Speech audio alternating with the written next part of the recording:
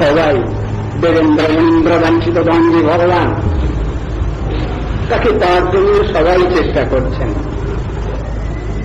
কোটি কোটি কল্প ধরে এক আধ দিনের ব্যাপার নয়। সামান্য আমরা উপদেশ পাচ্ছি গুরুগুরুর কাছ থেকে, কি হরিনাম করো তোমরা, কানতে কানতে হরিনাম করো তোমরা, দশবিধা অপরাধ বর্জন করে হরিনাম করো তোমরা বলা হচ্ছে। অনেকেই আমরা ধৈর্য হারা হয়ে বলে ফেলছি, কই কই না চায়, অনেকদিন ধরেই তো নাম করলাম, জপ করে করে মালা কালো করে ফেলেছি, তথাপি কোথায় হরি কেষ্ট বিষ্ণু কোথায় হয়ে গেল সব।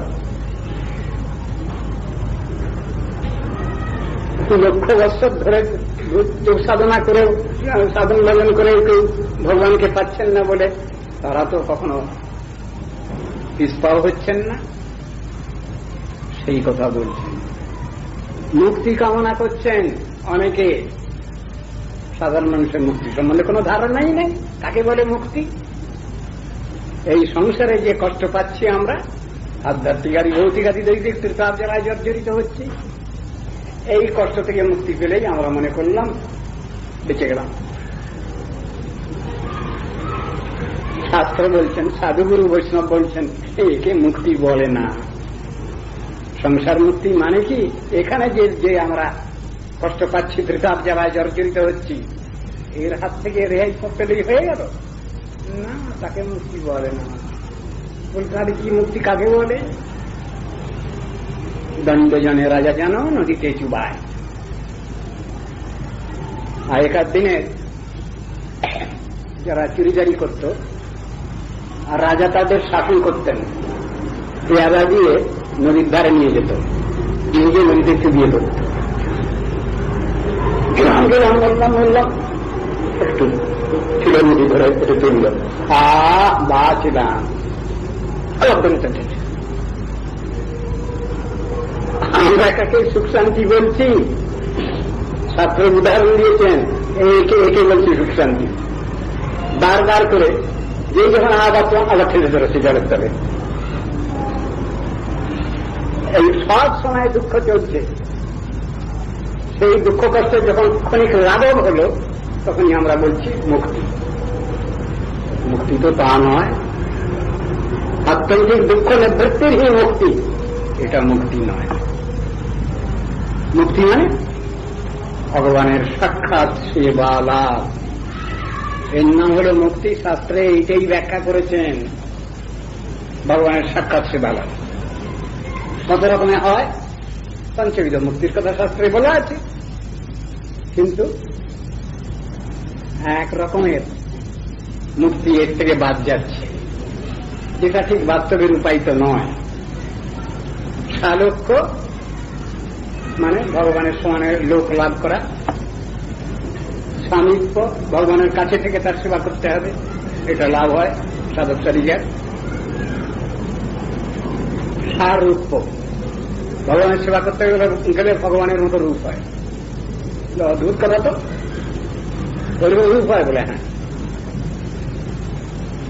কেন কেন রূপ হয় ওরকম যদি প্রশ্ন করা হয়? শাস্ত্র বলছেন, যিনি ভগবানের সেবা করবেন তিনি যদি তজ্জাতীয় না হন তাহলে সেবা করতে পারবেন না, অধিকার নেই। বিচার পূজা অর্চন যিনি করছেন ঠাকুরের, একটা নিয়ম আছে স্মৃতি গ্রন্থে, যাকে বলে ভূতশুদ্ধি। ভূতশুদ্ধি মানে কি? আমাকে চিন্তা করতে হবে ভগবান যে জাতীয় বস্তু, আমিও সব জাতীয় বস্তু, সেই জাতীয় বস্তু। ভগবান নিত্য শুদ্ধ সনাতন বস্তু, আমি জীবাত্মা, আমিও নিত্য শুদ্ধ সনাতন।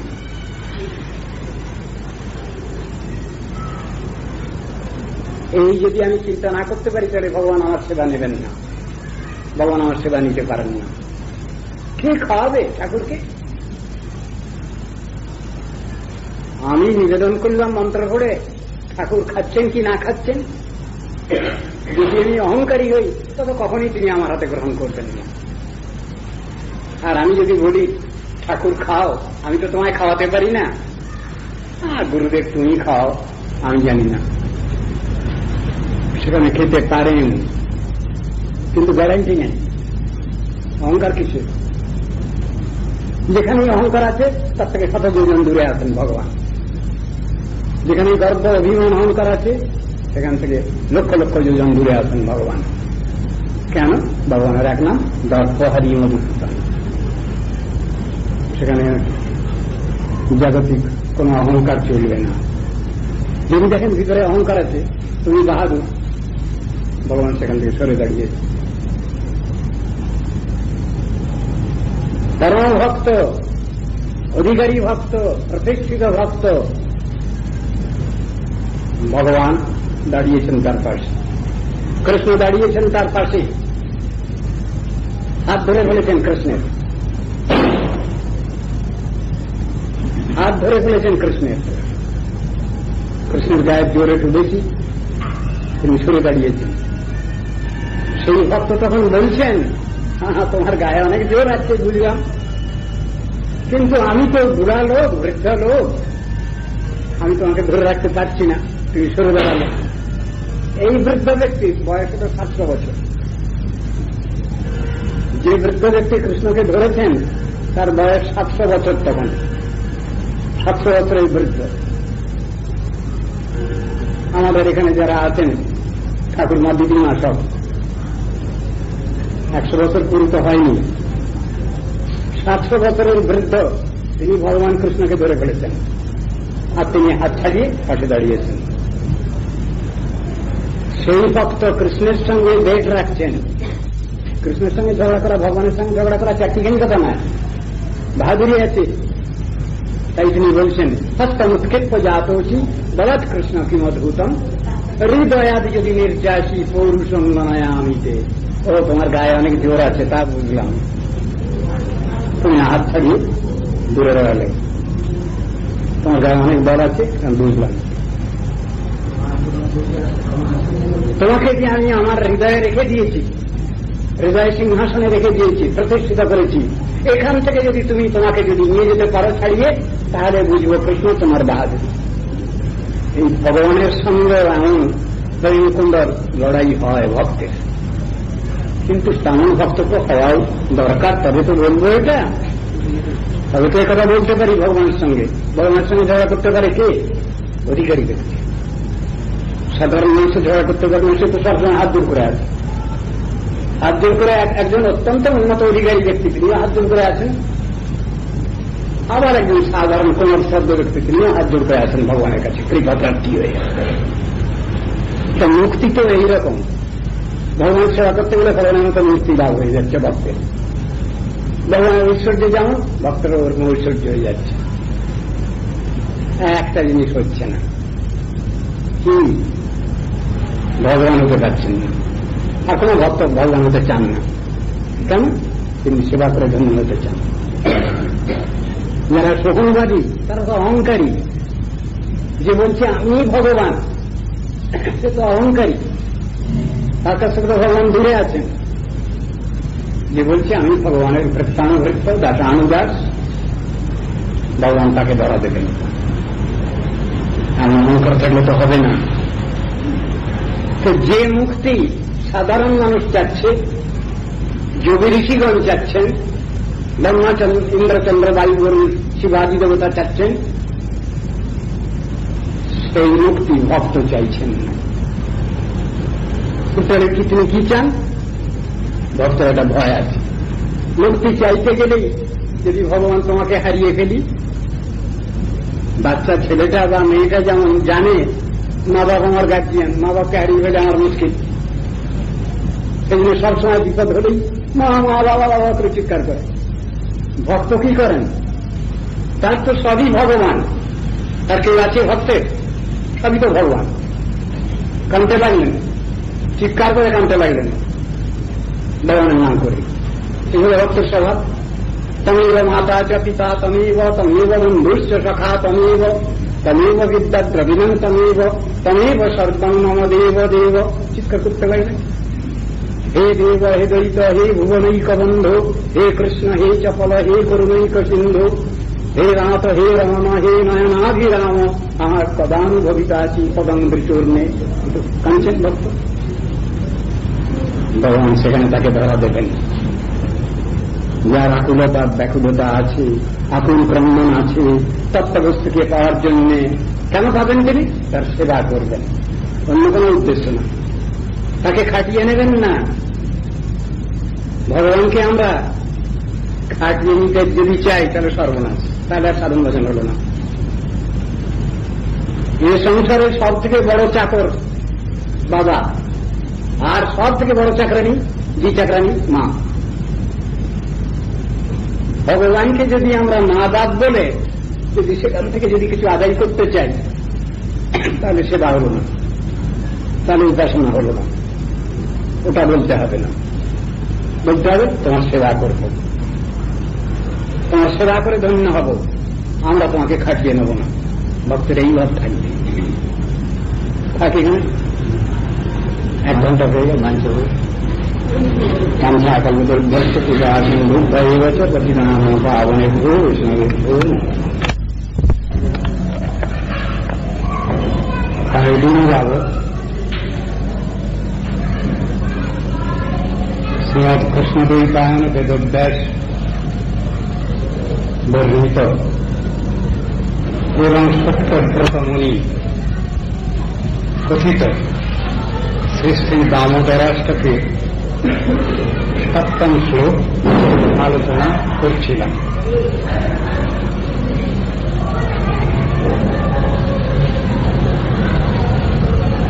সেই 7ম শ্লোকের কিছু অংশ আমাদের আলোচনা হয়েছে।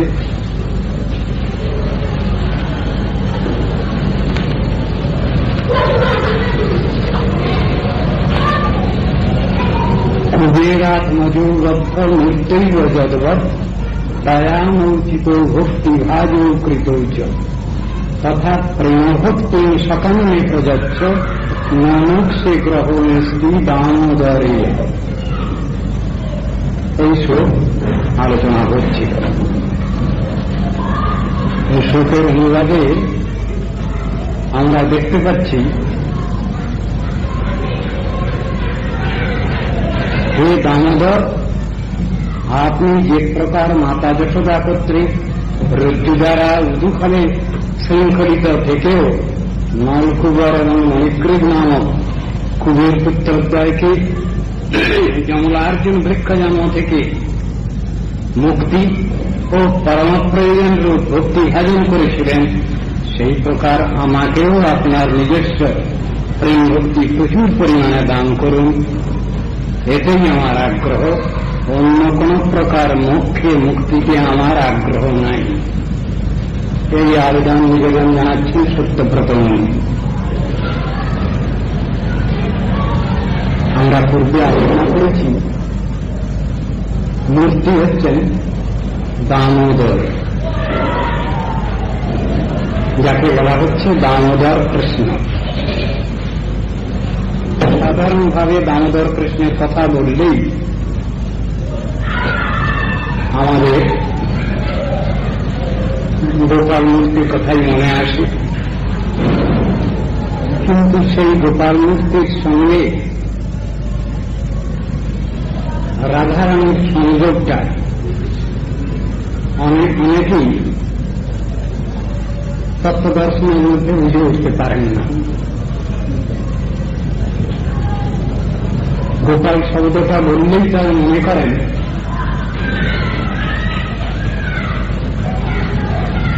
বাৎসল্য ভাবী পরিশীলিত মূর্তি। সে গোপাল আবার প্রেম ভক্তি কি করে দেবেন? কিন্তু এখানে স্তোত্রের নাম হল রাধা দামোদর স্তোত্রম। রাধারানীকে বাদ দিয়ে দামোদর কৃষ্ণ, দামোদর গোপাল তিনি অগ্রসর হতে চাচ্ছেন না,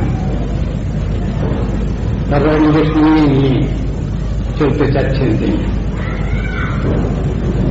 আর এই দামোদরাষ্টক যিনি রচনা করেছেন সেই ঋষিও তিনিও সেই দামোদর দেবের কাছে প্রার্থনা করছেন, আপনি ধনকুবেরের দুই পুত্র নলকুবের মণিগ্রীবকে যেভাবে নারদ ঋষির অভিসম্পাত থেকে রক্ষা করেছেন এবং তাদের মুক্তি দিয়েছেন, আমাকে মুক্তি দেন, এটা আমি চাই না, কিন্তু আমি আপনার কাছে প্রেম ভক্তি প্রার্থনা করছি।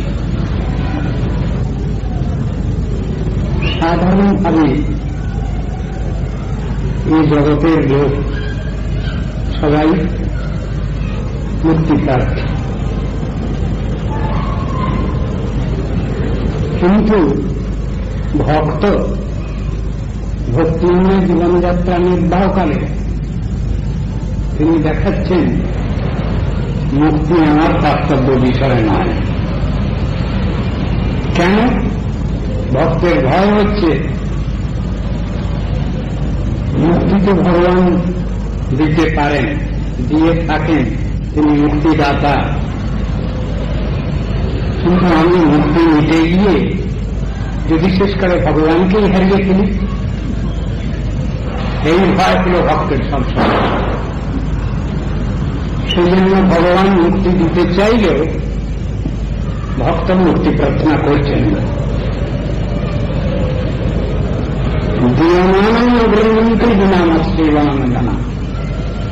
আমি মুক্তি দিতে চাইলেও আমার ভক্ত মুক্তি দিতে চাচ্ছেন না, ভগবান বলছেন। তার ভয় হল ওইখানে। পার্থিব জগতের কোন বিষয়বস্তুই ভক্তের প্রার্থিত বিষয় নয়।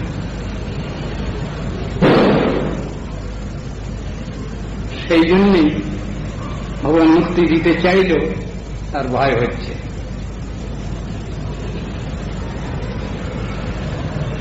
এখানে সত্যব্রত মুনিও সেই ভয় করছেন। তুমি কুবের পুত্রদ্বয়কে নারদ ঋষির অভিসম্পাত থেকে রক্ষা করেছ, আবার তোমার দর্শন যে পায় তার তো মুক্তি করতলগত, সে তো মুক্তি পেয়েই যাচ্ছে। তা আমাকে মুক্তি চুক্তি দিও না, আমি মুক্তি চাই, কিন্তু আমি প্রেম ভক্তি প্রার্থনা করি তোমার কাছে।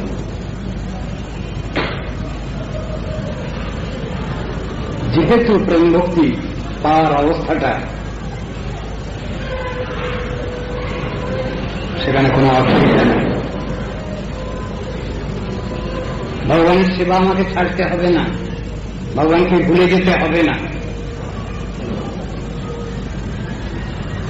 তিনি ওখানে যে প্রার্থনাটা করছেন সে প্রার্থনাটাও অধিকার উচিত। অনধিকারী ব্যক্তি অধিকার প্রার্থনা করেন ভগবানের কাছে, গুরু বৈষ্ণবের কাছে, আর অধিকার লাভ করে অধিকার প্রার্থনা করা সেটা একরকম। আর অনধিকারী আমি কি করে পাবো এজন্য অধিকার প্রার্থনা আর একটা জিনিস। প্রেম ভক্তি কি জিনিস এ সম্বন্ধে সম্যক ধারণা আছে সত্যব্রত মুনি।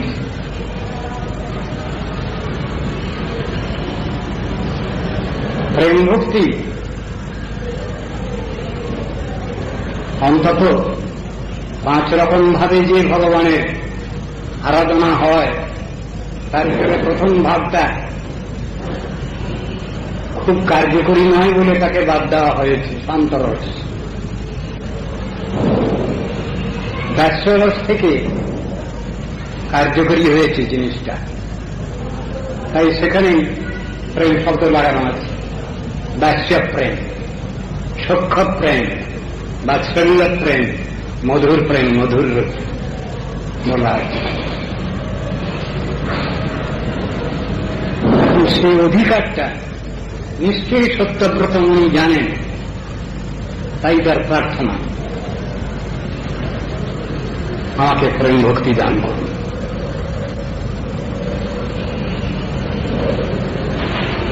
এটাকে আমার গুরুদেব ব্যাখ্যা করেছেন, সাজেস্টিভ করছেন। প্রার্থনাটা তার সাজেস্টিভ, তিনি নিজে ঠিক করে নিয়েছেন, শাস্ত্র থেকে পড়ে মহাজনগণের কাছ থেকে জেনে নিয়ে তিনি বুঝে নিয়েছেন যে এটাই শ্রেষ্ঠ জিনিস। সেজন্য প্রার্থনাটা তার ওই রকম। যিনি চাইতেই জানেন না তিনি কি পাবেন,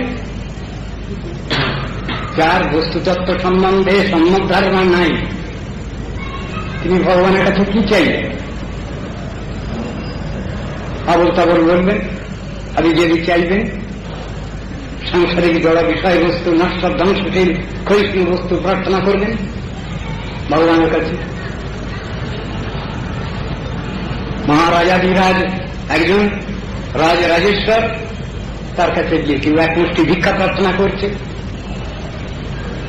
এটা তো বোকামি। যিনি সব দিতে পারেন, যে ভগবান ইচ্ছা মাত্রই সবকিছু করতে পারেন, যার অধিকার নাই তাকেও তিনি অধিকার দিতে পারেন, যার শক্তি সামর্থ্য নাই, ক্ষমতা নাই, তিনি তাকে শক্তি সামর্থ্য দিতে পারেন, ক্ষমতা দিতে পারেন। কাকে গরুড় করে ইচ্ছে দয়াময় সেই ভগবান। আর তার কাছে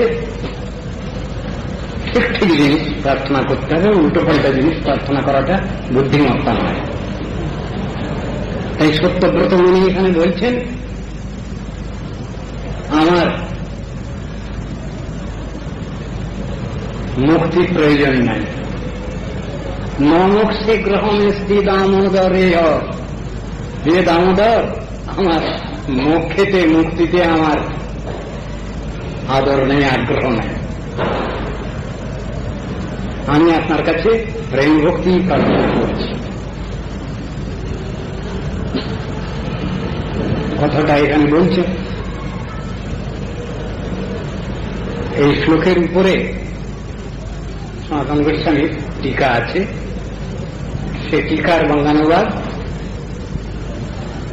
অধীয় গুরুপাদ পদ্ম জগৎগুরু নিত্যলীলা প্রবিষ্ট বিষ্ণুপাদ শ্রীমদ ভক্তি প্রজ্ঞান কেশব গোস্বামীও এখানে দিয়েছে টিকার বঙ্গানুবাদ।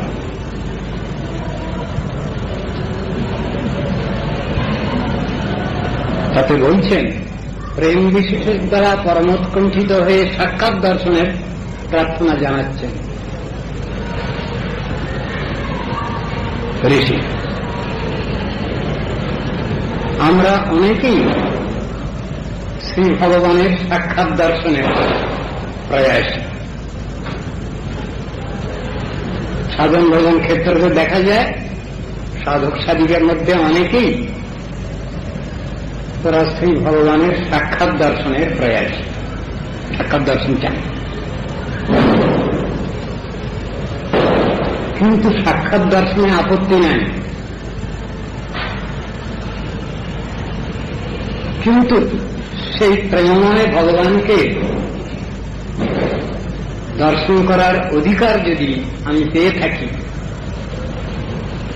এবং সেই প্রেমময় ভগবানের যদি শুভেচ্ছা শুভাশীর্বাদ যদি আমার উপরে থাকে, তাহলে অসুবিধা নেই। কিন্তু যদি আমি তাকে ভুল বুঝে ফেলি, আমি যাতে তত্ত্বদর্শনে ভুল না করি সে আশীর্বাদটা তো চাইতে হবে। যে কথা প্রায়ই আলোচনা হচ্ছে গৌড়ীয় দর্শনে, সাক্ষাৎ দর্শন করবেন কে? যার সঙ্গে ভগবানের কোন ভুল বোঝাবুঝি নেই, সাক্ষাৎ ভাবেও পরোক্ষ ভাবেও কোনোভাবেই ভুল বোঝাবুঝি নেই।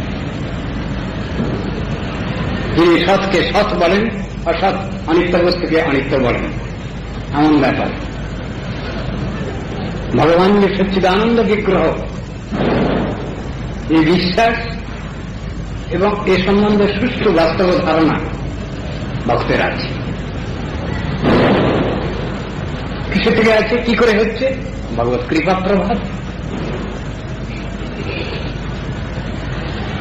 তারই কৃপা প্রভাবে।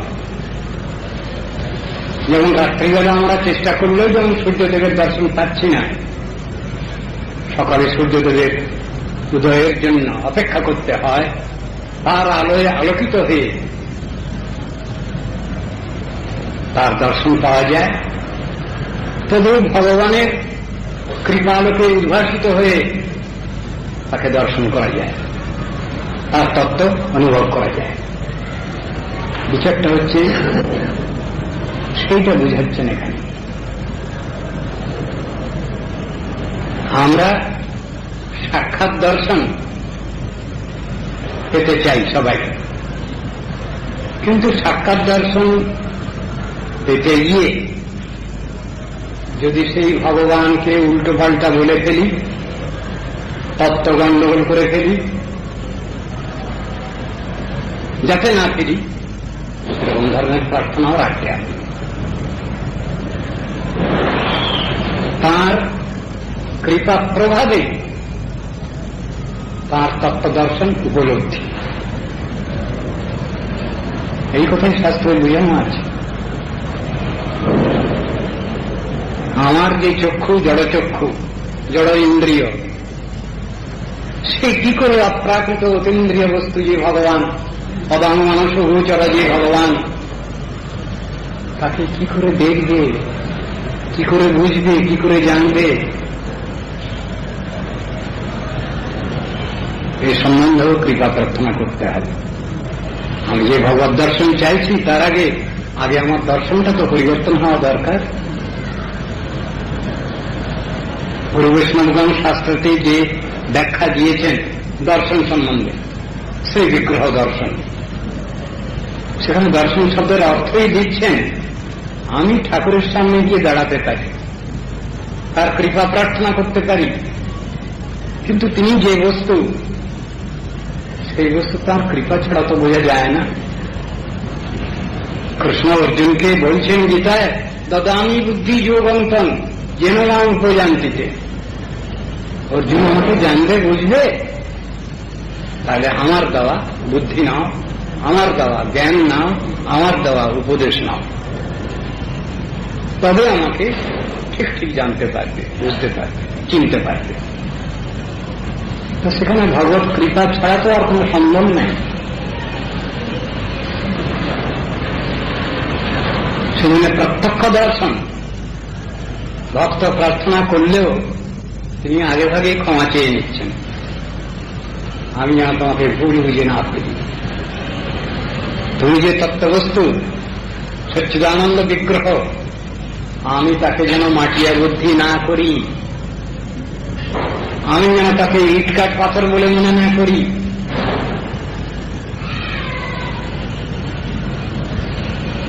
এই চিন্তাটাও আছে।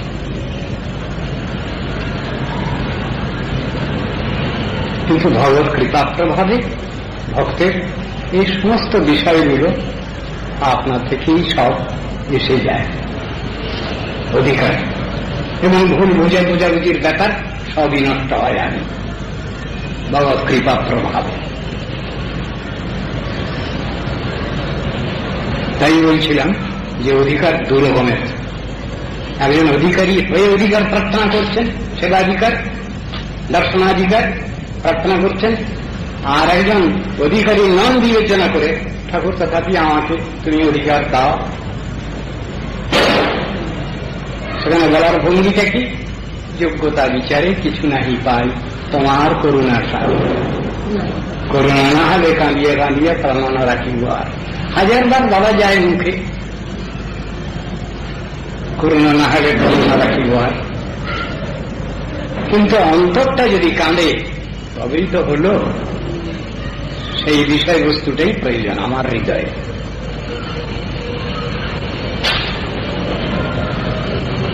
শ্রী নরোত্তম ঠাকুর তিনি সমস্ত পূর্ব গুরুবর্গ চলে গেছেন বলে তিনি বিবাহসূচক একটা গীতি তিনি লিখেছেন, আমাদের সেটা গান করা হয়। বিশেষ বিশেষ গুরুবর্গের বিবাহ তিথিতে সেটা গান করা হয়। তার শেষের দিকে আছে, পাষাণে কুটিব মাথা অনলে কষিব, গৌরাঙ্গ গুণের নিগড়ি কোথা গেলে পাব, সেসব সঙ্গীর সঙ্গে যে কইল বিরাস, সে সঙ্গ না পাইয়া কাঁদে নরোত্তম দাস বলছেন। এখন সেই গানটা যিনি গেয়েছেন তার মনের ভাবটা, তার চিত্তের অবস্থা, আমিও সেই গানটাই গাইছি। যদি সেই ভাব না আসে তাহলে বৃথাই পাণ্ডশ্রম হল। গুরু বৈষ্ণবগণের আনুগত্যে আমরা গানগুলো করব, কীর্তনগুলো করব। কীর্তন তিনি করেছেন, তারা করেছেন, তারা অধিকারী,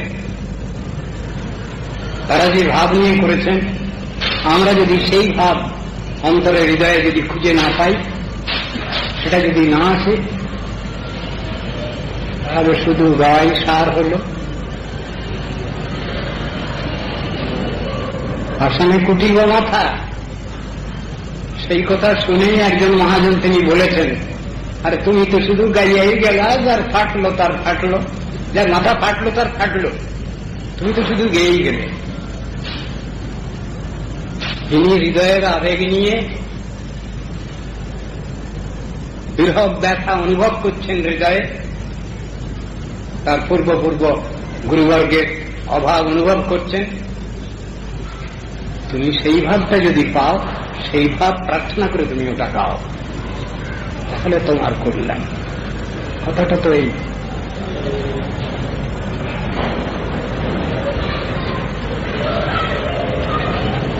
কীর্তন কে করবেন? শাস্ত্র বললেন কীর্তন করবেন তিনি যার অমানি মানব ধর্মে দীক্ষা হয়েছে। যিনি অমানি মানব ধর্মে দীক্ষিত, তিনি হলেন কীর্তন করবার অধিকারী।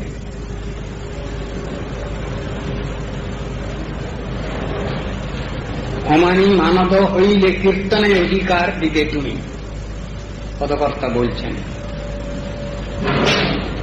আমি যদি অমানি মানব হতে পারি, তাহলে আমার কীর্তনের অধিকার আছে, তাহলে আমার কীর্তনের যোগ্যতা অধিকার স্বীকৃত।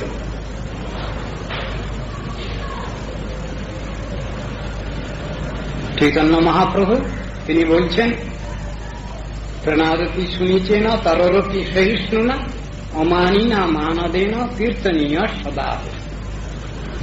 তুমি কীর্তন করবে, সবসময় কীর্তন করতে হবে, কিন্তু কীর্তনীয় সদা হল। কিন্তু তার আগে তোমার এই যোগ্যতা থাকা দরকার। চারটে জিনিস কি? অমানি মানব হইলে কীর্তনে, তবে তোমার অধিকার। দৈন্য, দয়া, অন্যের মান প্রতিষ্ঠা বর্জন, চারি গুণে গুণী হই করহ কীর্তন। আগে তুমি এই চারটি গুণ লাভ করো, তাহলে তুমি কীর্তনের অধিকারী। আর যদি এই চারটি গুণ তোমার না থাকে, তাহলে কীর্তন করবে তোমার অধিকার নেই। কীর্তন করবে তুমি কাকে শোনাবে? প্রথম মুখেই কীর্তনকারী তিনি তার মনকে শোনাবেন।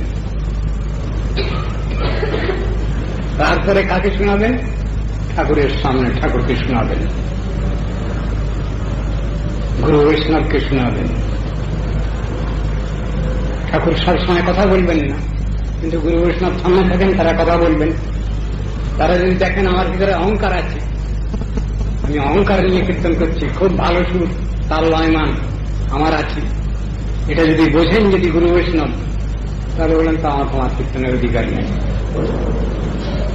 তুমি অনধিকারী হয়ে কীর্তন করছো, অধিকার লাভের জন্য কীর্তন করছো না তুমি। বিচারগুলো তো এই। কীর্তন অন্যকে শোনাবো না আমি, ভজন কীর্তন আমি গাইব, আমার নিজের মনকে শোনাবো। আমি তো অহংকারী, দাম্ভিক, আমি বৈষ্ণব, এই ভেবে সবসময় অহংকারী আমি। দুষ্ট মন, তুমি কিসের বৈষ্ণব? দুষ্ট মনকে শাসন করা হচ্ছে, তাকে শোনানো হচ্ছে, তুমি এই করছো, এগুলো করা উচিত না। আর ভগবানের কাছে আমি আমার দৈন্য আরতি নিবেদন করব, গুরু বৈষ্ণব গণগণের কাছে করব, ভগবানের কাছে করব, শ্রী বিগ্রহের কাছে করব, শ্রীমূর্তির সামনে করব, অন্যকে শোনাবার জন্য না। প্রথমে আমারই দরকার, আমারই জন্য, আমার মনকে আমি বুঝ দেব, তারপরে পড়া দেবো ঠাকুরের কাছে, গুরু বৈষ্ণবের কাছে। গুরু বৈষ্ণব যদি ধরে ফেলেন যে তোমার অন্তরে ফাঁকি আছে, বলে দেবেন এভাবে করলে হবে না, তোমার আরতি আসা চাই, দৈন্য আসা চাই, তোমার অহংকার ত্যাগ করা চাই। সুতরাং কীর্তন শোনাতে হবে, গান শোনাতে হবে ঠাকুরকে, গুরু বৈষ্ণবের কাছে পড়া দিতে হবে। ঠিক কথাই শাস্ত্রে বলা আছে সব জায়গায়। এখানে সত্যব্রত মুনি প্রার্থনা করছেন কি? সাক্ষাৎ দর্শন। সাক্ষাৎ দর্শন অধিকার পেলে ভালো, আর সাক্ষাৎ দর্শন করতে গিয়ে অনধিকারী আমি ভগবানকে ভুল না বুঝে ফেলি, গুরু বৈষ্ণবকে ভুল না বুঝে ফেলি, সে সম্বন্ধে সাবধানতা দরকার।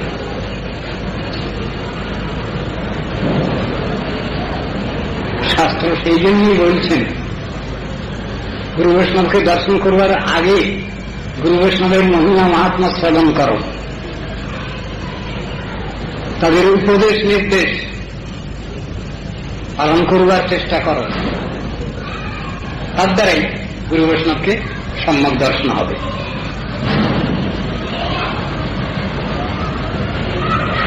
গুরু বৈষ্ণবকে চিনতে পারা যাবে, জানতে পারা যাবে তাদের উপদেশ নির্দেশ, তাদের দিব্য জীবনী, তার থেকে জানতে পারা যাবে, বুঝতে পারা যাবে।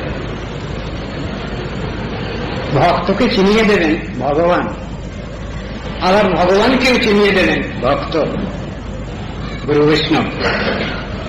এই দুটো কথাই পাশাপাশি আছে, প্রার্থনাও দুরকমই আছে। বৈষ্ণব ঠাকুর দয়ার সাগর তোমার বিলাসে করুণা করি বলা হচ্ছে, শেষের দিকে বলা হয়েছে কৃষ্ণ কৃষ্ণ সে তোমার কৃষ্ণ দিতে পারো, তোমার শকতি আছে, আমি তো কাঙ্গাল, কৃষ্ণ কৃষ্ণ বলি ধাই তব পাছে পাছে।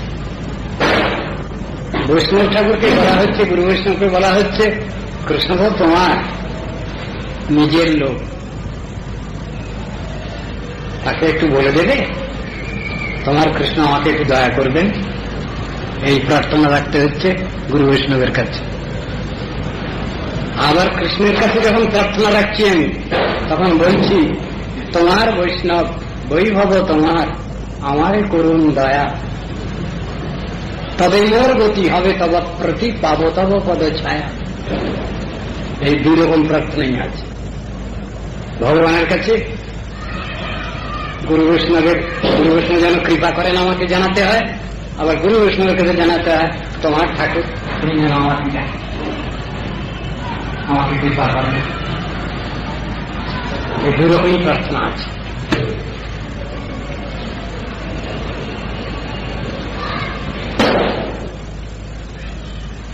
প্রেম ভক্ত প্রেমাঙ্কুরের উদয় হয় ভগবত দর্শন প্রার্থনা দ্বারা। তাহলে অহংকার না আছে আমার, ভুল বুঝে না ফেলি, যেমন ভাবে দর্শন করলে ঠাকুরের কৃপা পাবো তেমন ভাবে দর্শন করতে হবে। অর্থাৎ আমি আমার চোখ দিয়ে আমি ঠাকুরকে দর্শন করে নিতে পারি না, তত্ত্ববস্তুকে দর্শন করতে পারি না, শ্রী বিগ্রহ যদি আমার উপর শুভ দৃষ্টিপাত করেন, কৃপা দৃষ্টিপাত করেন, তার জন্যই আমরা ঠাকুরের সামনে গিয়ে দাঁড়াবো। এটা হল নিয়ম। আমি দেখে নেব, হবে না। আগে জেনে নিতে হবে, বুঝে নিতে হবে শ্রী বিগ্রহ কি তত্ত্ব। তার সামনে দাঁড়াতে হবে তার শুভ দৃষ্টিপাতের জন্য। আমি দেখে নিতে পারবো না, কোনোদিন ক্ষমতা নেই আমার।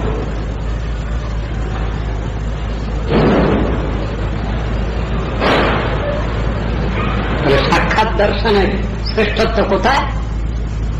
তত্ত্ব দর্শন ঠিক আছে। তত্ত্ব দর্শন যদি ঠিক না থাকে, অধিকার যদি ঠিক না থাকে, তাহলে উল্টো বুঝবে রাম। বৈষ্ণব দর্শন করাতে নিয়ে গেছেন, তার নাম ছিল গাইয়ে মুকুন্দ। নীলাচলের খবর পুরী গ্রামে। চলো যাই একজন বৈষ্ণবকে দর্শন করিয়ে নিয়ে আসি, একজন বৈষ্ণবকে দর্শন করে আসি, চলো যাই। গদাধর পণ্ডিত গোস্বামীকে নিয়ে গেলেন সঙ্গে, গাইয়ে মুকুন্দ। গিয়ে দেখলেন সে কি ঐশ্বর্য, তো মহাভোগী লোক। সেসব ঐশ্বর্য দেখে গদাধর পণ্ডিত এবার কিরকম বৈষ্ণব, এত ভোগী, বেশ সমস্ত ভোগীর সব জিনিসপত্র হয়ে গেছে। বৈষ্ণবের প্রদর্শন হয়নি তো। ভিতরে ভিতরে এবার চিন্তা হচ্ছে, এবার কিরকম বৈষ্ণব, কিরকম বৈষ্ণব দেখতে গেলাম। সঙ্গে সঙ্গে বুঝতে পেরে গেছেন তিনি। সঙ্গে সঙ্গে ভাগবতের অহোবকীয়ং স্তনকারকূটম জিগাংসায়াপায়দশাদ্ধি দেবে গতিং ধাতৃচিতম তন্নম কমবদয়ালুং শরণম ব্রজেম। এই শ্লোক বলবার সঙ্গে সঙ্গে সে কোথায় কি সব জিনিস তিনি মূর্ছিত হয়ে পড়ে গেলেন। ওই শ্লোক শুনবার সঙ্গে সঙ্গে তখন বললেন, ওরে বাবা, আমি তো দেখেছিলাম বাইরে বিষয়ী ব্যক্তি, খুব ভোগী, গর্জার সব সাজপোশাক করা, ভগবত একটা শ্লোক শুনে সঙ্গে সঙ্গে প্রেমে মূর্ছিত হয়েছেন।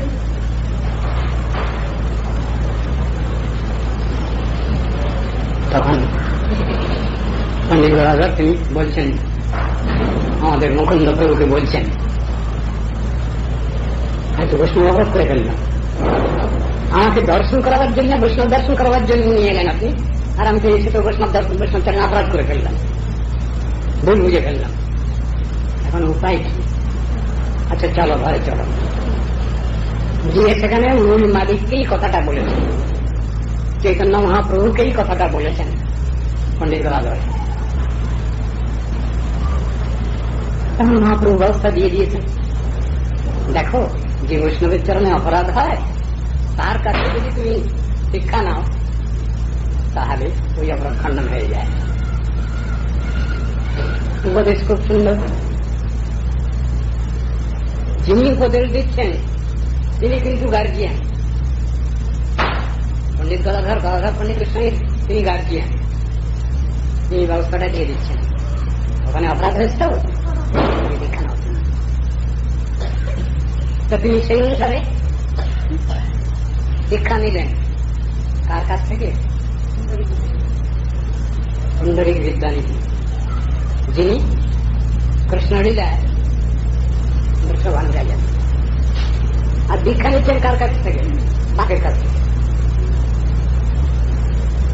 বাপের কাছ থেকে দীক্ষা নিচ্ছেন কন্যা রাজা পণ্ডিত।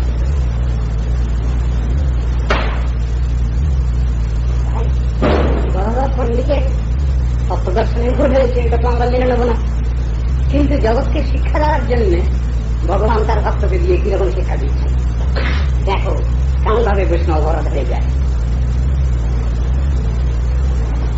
তার বাইরের সাজ পোশাক দেখে তাকে বৈষ্ণব বলে মানতে হবে। আর ভাগবতের শ্লোক মূর্ছিত হয়ে পড়েছেন যখন, তখন খেয়াল হল, আরে বাবা এটা বুঝতে পারি সব জিনিসটার মধ্যে শিক্ষা প্রতিটি ক্ষেত্রে। প্রেম ভক্তি সেই দর্শন লাভ করবার একমাত্র উপায় স্বরূপ স্থির করে তারই প্রার্থনা করছেন। বুঝে নিয়ে যদি আমার কিছু না জানা থাকে তাহলে আমি প্রশ্ন করতে পারবো না। আমাকে কিছু জানতে পারে, কিছু বুঝতে হয়, সেই অনুসারে আমি আরো কিছু পাইবার বুঝবার চেষ্টা নিতে পারি। আমি প্রশ্নই করতে পারি না যদি আমার কিছু জানা হয়, কিছু জানা হয়। একজন রাজা তিনি প্রশ্ন করতেন এই শিগানের কাছে, নজন একজন ভূমিতে হাজির হয়েছিলেন, সেইখানে লিমিরা আজকে দুঃখ কথা বন্ধ থাকে, তার ভুল সংশোধন করে নিলেন। আবার বলছেন আমার কিন্তু লোভ আছে শুনবার, সেটাও বলছেন। কেন না, আমি পূর্ব মহাজনগণের কাছে শুনেছি যে এই সনাতন ধর্ম ভাগবত ধর্ম যদি কেউ আলোচনা করেন, যদি কেউ অনুশীলন করেন, তাহলে ভগবান তার প্রতি খুব খুশি হন। এটা আমি শুনেছি যে প্রসন্ন প্রপন্নায় দর্শতি আত্মানম অপি অজ, অজ ভগবান তিনি খুব খুশি হন তার প্রতি যদি কেউ এই সনাতন ধর্ম, আত্মধর্ম, ভাগবত ধর্ম যদি কেউ অনুশীলন করেন, শ্রবণ কীর্তন করেন। এটাও শোনা আছে। আবার এতে সেই প্রেমময় ভগবান তিনি সেই ভক্তের বশীভূত হয়ে যান, এটাও শুনেছি আমি। সেটা কিরকম? ভগবত ভক্তিতে, প্রেমেতে বশীভূত হয়ে যান সেই প্রেমময় ভগবান, এটাও শুনেছি আমি। তাহলে আমার অধিকার আছে না, আপনি দয়া করে সেই অনুসারে ব্যবস্থা নেন। ক্ষমা চেয়ে নিচ্ছেন আগে। এসব ঢং প্রশ্ন করবার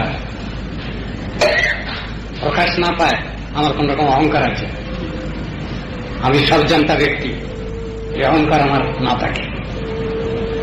আমি শুধু জানতে চাই, বুঝতে চাই। আমি তো কিছুই জানি না, মূর্খ, কিচ্ছু শিখি নেই, কিচ্ছু জানি নেই, কিচ্ছু বুঝি নেই।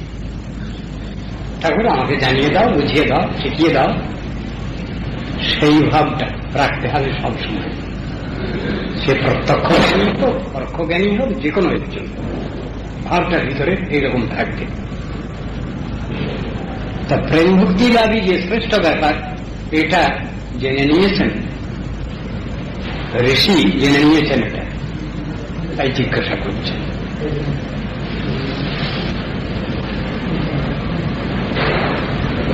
একবার মাত্র দর্শনে মনের অতৃপ্তি, পরক্ষণে আবার অদর্শনজনিত বিরহ দুঃখ উপস্থিত হয়। শ্রী বিগ্রহের দর্শন, একবার ভগবান দর্শন দিয়ে গেলেন, তারপরে আবার অদর্শন। তো দর্শন করে ভক্ত কান্নাকাটি করতে লাগলেন, আবার যেই অদর্শন হয়ে গেলেন আবার ফির কান্নাকাটি আরম্ভ হল। এখন এক্ষেত্রে ভগবান কি করবেন? দর্শন পেলেও যদি ভক্ত কান্নাকাটি করেন, আবার দর্শনের অভাবে বিরহেও যদি কান্নাকাটি করেন, তাহলে ভগবান কি করতে পারেন? এটা তো হয়। জগতে আমাদের যে ব্যাপারটা হয়, এখানকার মিলন এবং এখানকার বিচ্ছেদ, এই দুটো জিনিস যেমন, ভক্তের ক্ষেত্রে ভগবানের ক্ষেত্রে কি ওই রকম? নিশ্চয়ই নয়, সম্পূর্ণ অন্যরকম। আমাদের গৌড়ীয় বৈষ্ণবীয় ভাষায় বলা হয় বিরহ মহোৎসব। বিরহ মানে তো দুঃখ, কষ্ট, কিন্তু সেখানেও মহোৎসব।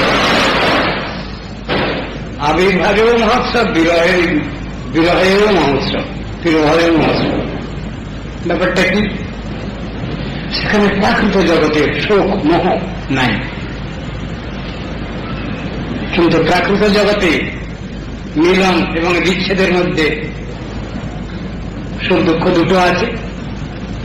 কিন্তু অপ্রাকৃত ভাব বিভাবিত যে ভক্ত, ভগবানের বিরহে কাতর, সেখানে ওই জিনিসটা নাই। এই জগতে প্রাকৃত মায়া মমতা নিয়ে যারা কান্নাকাটি করেন, তাদের নরক গতি হয়, লেখা আছে শাস্ত্রে বহু জায়গায়। জগতের প্রাকৃত মায়ামোহ নিয়ে যারা কান্নাকাটি করেন কারো দর্শনের অভাবে বা ব্যক্তি বিশেষের অভাবে যারা কান্নাকাটি করেন, বলছেন তাদের অপগতি হয়, নরক গতি হয়। ভাগবতে পরিষ্কার বোঝানো আছে, একজন ব্যক্তি মারা যাচ্ছেন আর একজন কান্নাকাটি করছে। অপৌমিতিতরৌর্ধ্বভার্যাত্মজা অনাথামৃতে দীনা কথম জীবন্তি দুঃখিতা বলে দিচ্ছে। এবং গৃহাশয় ক্ষিপ্ত মূঢ় ধীরয়ন অবিদ্যাস্তমনুদ্রায়ণ মৃতন্ধন বিশতে তম অন্ধতম নরকে গতি হয়। প্রাকৃত বিয়োগজনিত যে দুঃখ, প্রাকৃত শোক, তাদের সদ্গতি হয়। কিন্তু ভক্ত যে কান্নাকাটি করছেন, ভগবানকে দর্শন করেও কান্নাকাটি করছেন তিনি, আবার ভগবানের অদর্শনেও তিনি কান্নাকাটি করছেন। এই দুটোই অতীন্দ্রিয় বস্তু, এই দুটোই তাকে ভগবানের রাজ্যে ভগবান রাজ্যে তাকে নিয়ে যাচ্ছে, পৌঁছে দিচ্ছে। দুটো ক্ষেত্রে এক তার, সেই কথা বুঝিয়েছেন।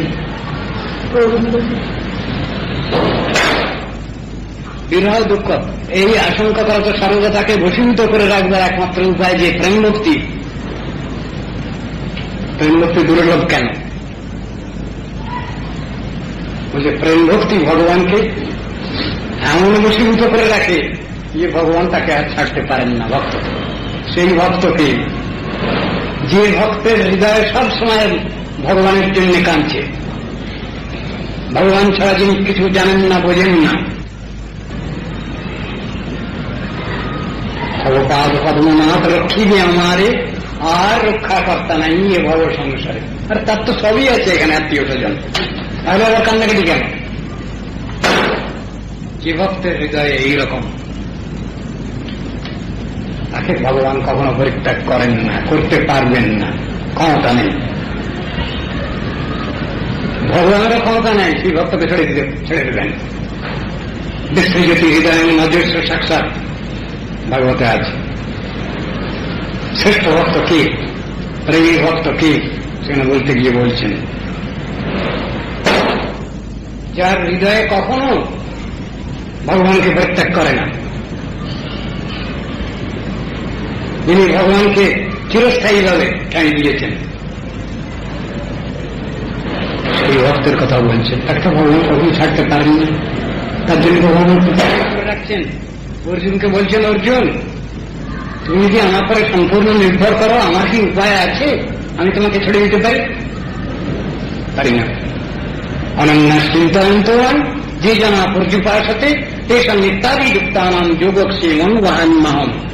অনন্য চিত্ত যে ভক্ত আমার, যে আমাকে ছাড়া আর কাউকে জানে না, চেনে না, বোঝে না, সম্পূর্ণভাবে আমার পরে নির্ভরশীল, সেই ভক্তকে তো আমি কখনোই ছাড়তে পারি না।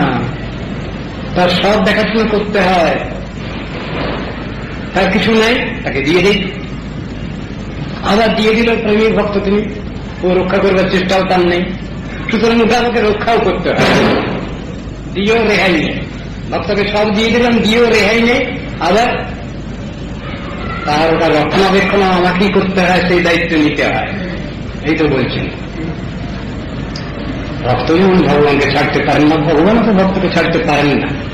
মুশকিল তো উভয় ক্ষেত্রে।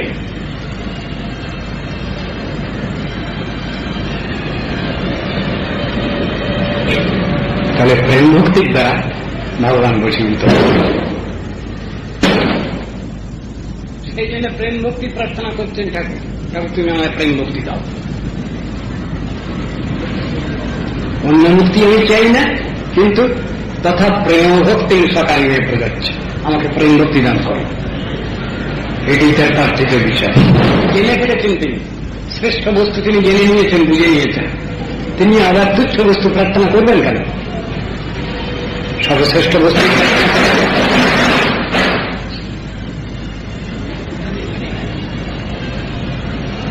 কিন্তু একটা কথা এখানে, আমি পরম অপরাধী, আমার পক্ষে কি সেই দুর্লভ প্রেম মুক্তি লাভ করা সম্ভব? এটা ভক্তের নিজস্ব বিচার। ওটা ভক্তের দৈন্য। তিনি সব রকম ক্ষমতা পেলেও তিনি নিজেকে আমারই মানব বলে ভাবছেন, আমার কোনো যোগ্যতা নেই, আমার কোনো ক্ষমতা নেই। ভাবটা ভক্তের থাকবেই থাকবে। এই জগতের লোক বলছে কি, সেই রুচার এই আমার, কিন্তু ভক্ত তারা বলছেন না। ভক্ত সবসময় চিরপ্রণত। কেমন? ফলবন্ত বৃক্ষ আর গুণবন্ত জন। ফলবান বৃক্ষ যেমন ফলভারে অবনত হয়, তেমনি গুণবন্ত জন অধিকারী ব্যক্তি তেমনি। জানতে দেন না কাকু, বুঝতে দেন না কাকু। ধনরত্নের মালিক, তিনি কি কখনো অহংকার করবেন? আমার এত এত ধন আছে, লুকিয়ে ছিটিয়ে রাখবার জিনিস বললে চলবে না, মুশকিল। ও ধন গুপ্ত রাখতে হবে। প্রেম ধন যিনি লাভ করেছেন, তিনি কি সকলকে বলে বলে বেড়াবেন? কিন্তু বলছেন, প্রেম ধন বিনাবর্ত দরিদ্র জীবন, দাস করিবে তনমরে দেহ প্রেম ধন। স্বয়ং ভগবানই বলছেন এ কথা, চৈতন্য মহাপ্রভু। তিনি বলছেন, তোমরা আমাকে সন্ন্যাসী দেখছো না, আমি সন্ন্যাসী না। কি কাজ সন্ন্যাসী? প্রেম প্রয়োজন। আমার সন্ন্যাসের দরকার কি? আমি প্রেমের কাঙাল। ভগবান নিজেই এটা শিক্ষা দিচ্ছেন। লোকশিক্ষক ত্রিলোকগুরু ভগবান জগৎজীব আমাদেরকে শিক্ষা দিচ্ছেন। সাধন ভজন হল এইটা। আকুল কলমান, আকুলতা, ব্যাকুলতা, এই নিয়ে চলো। সাধন ভজন অন্য কিছু নয়।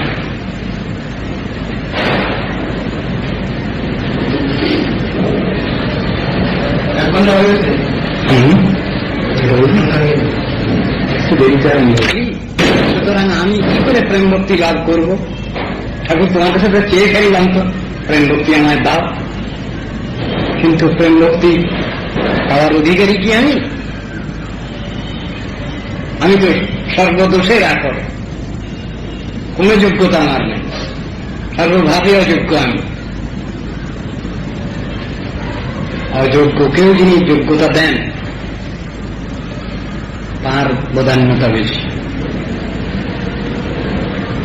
যোগ্যকে যোগ্যতা দেওয়া, তাতে খুব বাহাদুরি নাই। কিন্তু যিনি অযোগ্যকেও যোগ্যতা প্রদান করেন, তার কৃপা দয়া সব থেকে বেশি। অযোগ্য ব্যক্তিকে যিনি যোগ্য করেন, যার যোগ্যতা আছে তাকে তো যোগ্যতা দেওয়াই আছে বলতে গেলে।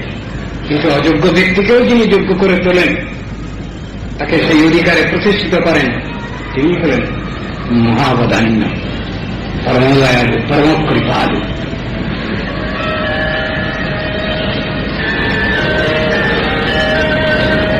ভগবান ভক্তবৎসল।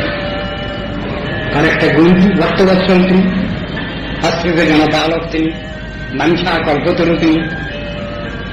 জীবের কোন যোগ্যতা না থাকলেও তিনি তাকে যোগ্যতা দিয়ে থাকেন। এটাই হল তার ভক্তবাৎসল্য। তাই এখানে বলছেন, ভগবানের ভক্তবাৎসল্য সমস্ত অসম্ভব বিষয়ে সম্ভব করে। যেটা আশা করা যায় না, তেমনটাও হয়ে যায়। ভগবানের কৃপা এমন। যোগ্যতা তিনি অযোগ্যকে যোগ্যতা দিয়ে দেন, এটাই তার কৃপা। এটাই ভগবানের ভগবত্তা, ঈশ্বরের ঈশ্বরত্ব। ঈশ্বর কাকে বলব? কে ঈশ্বর? ওই কাকের গরুর করে ওই ইচ্ছে দয়াময়, ওটা ঈশ্বরত্ব। কর্তুম অকর্তুম অন্যথা কর্তুম এটি ঈশ্বর। ঈশ্বরকে সাধারণ মানুষ যা পারে তিনি অনায়াসে পারেন। অকর্তুম ওকে উল্টে দিতে পারেন, আবার সব ছেড়ে দিয়ে তিনি তার নিজস্ব কর্তৃত্ব, ক্ষমতা, অধিকার সংরক্ষণ করতে পারেন। সেই তত্ত্ববস্তু হলেন ঈশ্বর। এই ঈশ্বর কিন্তু আধিকারিকদের দেবী নয়। এই ঈশ্বর মানে ভগবান, এই ঈশ্বর মানে পরমেশ্বর। ঈশ্বর মানে বিশ্বেশ্বর। বিশ্বেশ্বর শিব ঠাকুর, শিব ঠাকুরের উপরওয়ালা।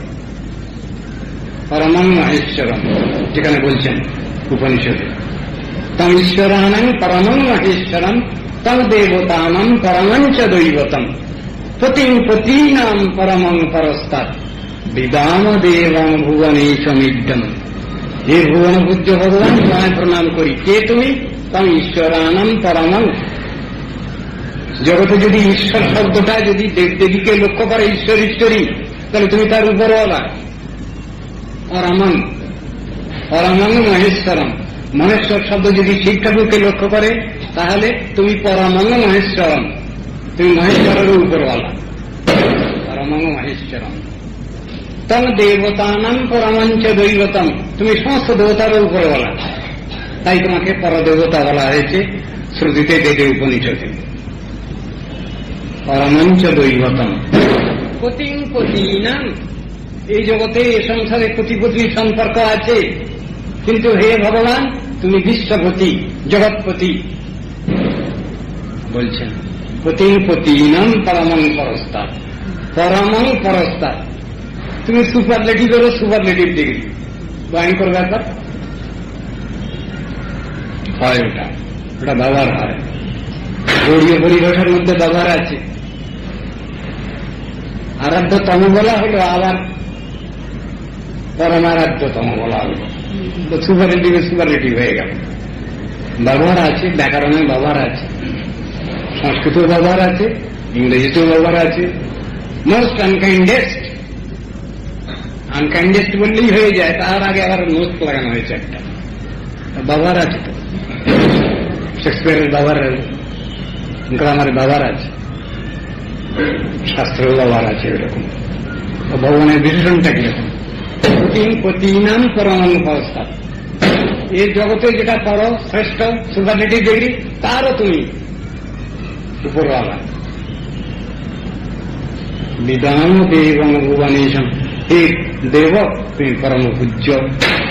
তোমার থেকে শ্রেষ্ঠ আরাধ্য বস্তু কেউ নেই, তুমি সর্বারাধ্য তত্ত্ব। এটা বুঝাচ্ছে, বুঝাচ্ছে দেরি না। আর এখানে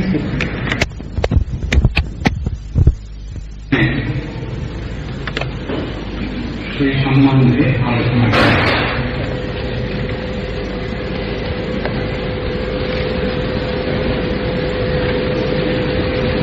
প্রেম ভক্তিতে সংসার পুনঃ পুনঃ জন্ম মরণ নাশ যদি হয় তবে হোক, আর যদি তা না হয় তবে নাই হোক। সে বিষয়ে আমার কোন অপেক্ষা, চেষ্টা বা আগ্রহ নেই, বলছেন এই ঋষি। যদি চিন্তাময়ী করতলগত হয়, তাহলে সমস্তই আপনা থেকেই সিদ্ধ হয়। অতএব সেই মুক্তিরূপ একমাত্র তুচ্ছ দ্রব্য গ্রহণের প্রয়োজন কি? যদি প্রেম ভক্তি লাভ হয় আমার, তাহলে আমার মুক্তির কি প্রয়োজন আছে? অতি তুচ্ছ বস্তু।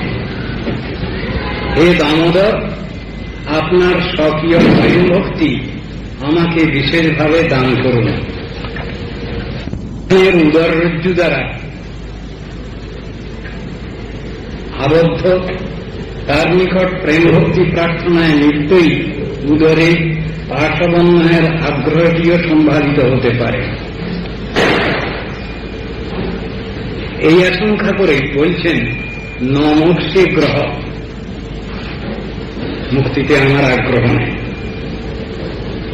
শ্রী ভগবান স্বয়ং এবং তার সম্পর্কিত সকল বস্তুই অপ্রাকৃত।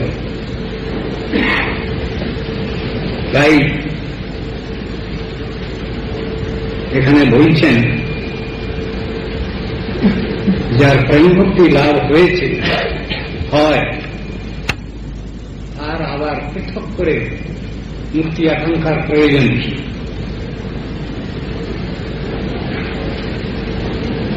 পাশবন্ধন থেকে আপনার মোচন বিষয়ে আমার কি আগ্রহ নাই? নিশ্চয়ই আছে। বন্ধনাবস্থাতেই আমার বাঞ্ছিত সেই প্রেম ভক্তি আপনি প্রদান করুন। ভগবান যখন যে অবস্থায় আছে সেটাই তার লীলা বিলাসের সহায়ক অবস্থা। তিনি যখন যে অবস্থায় থাকুন না কেন, বন্ধন দশার কথা বলছেন এখানে, তার নাম হয়েছে দামোদর, যার উপরে দামবন্ধন পড়েছে, তিনি হচ্ছেন দামোদর। অনন্ত বিশ্বব্রহ্মাণ্ড যার মধ্যে, আবার যার থেকে অনন্ত বিশ্ব ব্রহ্মাণ্ড তৃণগুল্মলতা, বৃক্ষ তৃণগুল্মলতা, মনুষ্য দৈত্য দানব সব কিছু সেই ভগবান থেকেই আসছে। সেই তত্ত্ববস্তু হলেন ভগবান। যত বা ইমানি ভূতানি জায়ন্তে যেন জাতানি জীবন্তি যৎ প্রজন্তি অভিসন্দিশন্তি তদ বিজিজ্ঞাসস্য তদেব ব্রহ্ম। পরব্রহ্ম ভগবান কি, তার সংজ্ঞা নিরূপণ করছেন বেদে উপনিষদে। যত বা ইমানি ভূতানি জায়ন্তে, যে তত্ত্ববস্তু থেকে এই চরাচর বিশ্ব, নিখিল বিশ্ব সৃষ্ট হয়েছে। যেন জাতানি জীবন্তি, তারা সৃষ্ট হয়ে যাতে সুবিন্যস্ত উপায়ে অবস্থিত। যৎ প্রজন্তি অভিসন্দিশন্তি, যার থেকে জাত হল এবং যাতে পুনরায় মহাপ্রলয়ে প্রবেশ করছে, সেই তত্ত্ববস্তুই হলেন পরব্রহ্ম। অর্থাৎ তিনি নিঃশক্তিক নন, তিনি নিরাকার নন, তিনি নির্গুণ নন, সেই কথাটা শাস্ত্রে বুঝাচ্ছেন। সর্বক্ষমতা সম্পন্ন যে ব্যক্তি, যে তত্ত্ববস্তু, তিনি হলেন অদ্বয় জ্ঞান তত্ত্ব। চৈতন্যকার বলছেন অদ্বয় জ্ঞান তত্ত্বব্রজে ব্রজেন্দ্র নম। ভগবান শ্রীকৃষ্ণ হচ্ছেন অদ্বয় জ্ঞান তত্ত্ব।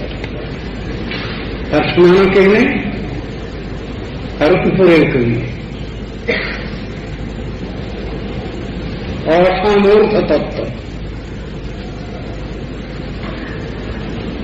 ব্যাখ্যা করছেন উপনিষদে। নতস্য কার্যং করণঞ্চ বিদ্যতে ন তৎসমশ্চাভ্যধিকর্ষ দৃশ্যতে। তার সমানও কেউ নেই, তার অধিকও কেউ নেই। সেই তত্ত্ববস্তু হলেন পরব্রহ্ম ভগবান শ্রীকৃষ্ণ। সেই যে তত্ত্ববস্তু, তিনি সর্বশক্তিমান, তিনি স্বয়ং এবং তার লীলা বিলাসে সহায়ক সবকিছু ভগবানের লীলার সহায়ক। ভগবান আমাদের সৃষ্টি করেছেন, আমাদের ইন্দ্রিয় বৃত্তি দিয়েছেন। সেই ইন্দ্রিয় বৃত্তি আমরা যদি ভগবৎ সেবায় নিযুক্ত করি, তাকে বলা হয় ভক্তি। ভক্তি মানে কি? ভক্তি রস্য ভজনম। সেই পরতত্ত্ব সর্বশক্তিমান প্রেমময় ভগবানের ভজনই হল ভক্তি। একই কথা। সেই ভগবান তিনি আমাদের বিভিন্ন ইন্দ্রিয় বৃত্তি দিয়েছেন। সেই বৃত্তিগুলো আমরা তারই সেবায় যদি নিযুক্ত করি, তাহলেই আমাদের সাধন ভজন হয়। এই কথা বলছেন। আমাদের বিভিন্ন ইন্দ্রিয় বৃত্তি বিভিন্ন রকমের কাজ করে। ভগবান চোখ দিয়েছেন, আমরা ভগবানের শ্রীমূর্তি শ্রীবিগ্রহ দর্শন করি, হস্তে শ্রীবিগ্রহ দর্শন করি। কান দিয়েছেন তিনি, ভগবত কথা শ্রবণ করি, গুরু বৈষ্ণবের মহিমা মহাত্মা শ্রবণ করি। মুখ দিয়েছেন তিনি, ভগবানের নাম কীর্তন করি। এসব ইন্দ্রিয়গুলি এক একটা বিষয়ে উপযোগী, কিন্তু স্বয়ং ভগবান যে ইন্দ্রিয়বান, তার যে ইন্দ্রিয়, তার একটা অদ্ভুত বৈশিষ্ট্য আছে, যে বৈশিষ্ট্য শাস্ত্রে বিশেষভাবে কীর্তন করেছে। একটা অসম্ভব ব্যাপার, অথচ সেটা সম্ভব হয়েছে ভগবানের ক্ষেত্রে। ভগবান চোখ দিয়ে শুনতে পারেন, ভগবান কান দিয়ে দেখতে পারেন, যে কোনো ইন্দ্রিয় দিয়ে যে কোনো ইন্দ্রিয়ে তার কাজ সার্ভ করতে পারেন। এইগুলো ভগবানের চিরেন্দ্রিয়ের বৈশিষ্ট্য, শাস্ত্রে ব্যাখ্যা করা আছে। এবং এইরূপ অসম্ভব ব্যাপার সেই প্রেমময় ভগবান জীব জানোয়ারের মধ্যেও কিছু দিয়ে দিয়েছেন এই অসম্ভব ক্ষমতা, অস্বাভাবিক ক্ষমতা।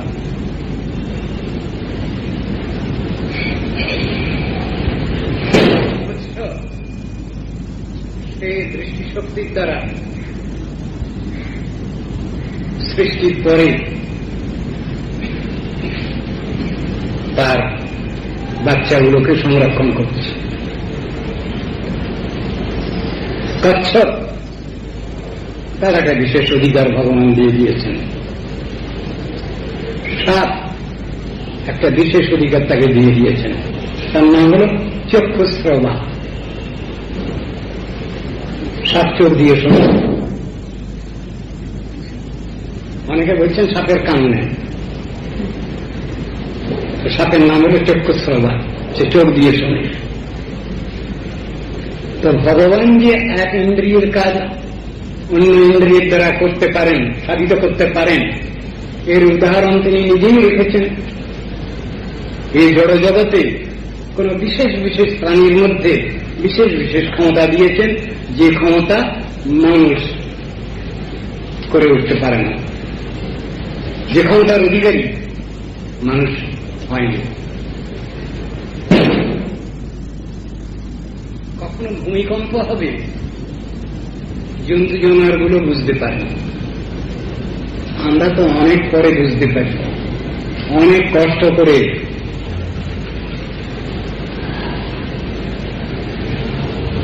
খবরের কাগজ পড়ে আবহাওয়া অফিসের রিপোর্ট জেনে তবে আমাদের বুঝবার ক্ষমতা। সিসমোগ্রাফ মেশিনে ভূমিকম্প কখন হবে ধরা পড়ছে, সেই হিসেবে অ্যানাউন্সমেন্ট, কিন্তু সেটা বুঝবার অনেক আগেই ক্ষমতা রাখে কিছু প্রাণী।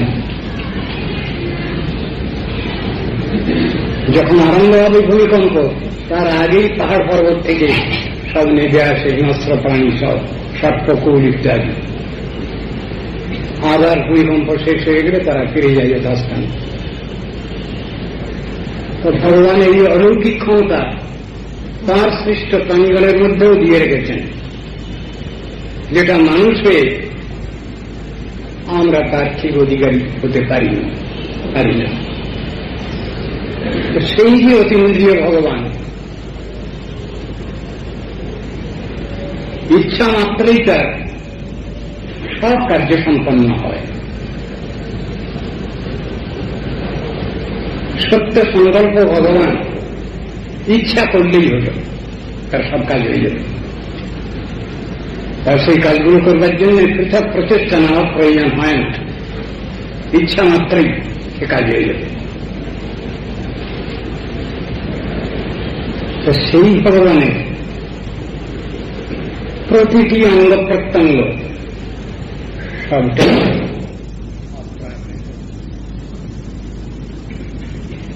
চিদভাব বিভাবিত।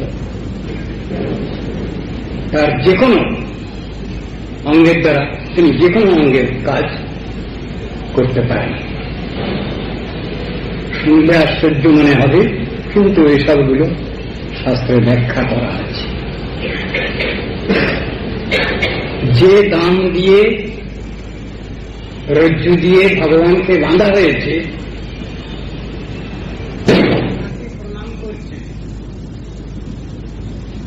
তাকে প্রণাম করছে সত্যব্রত মুনি। কি ব্যাপার বলছেন? ওই যে বন্ধন রজ্জু, সাধারণ বন্ধন রজ্জু নয়, প্রেমরজ্জু, বাৎসল্য প্রেমের রজ্জু, তাই দিয়ে বাঁধা পড়েছেন ভগবান।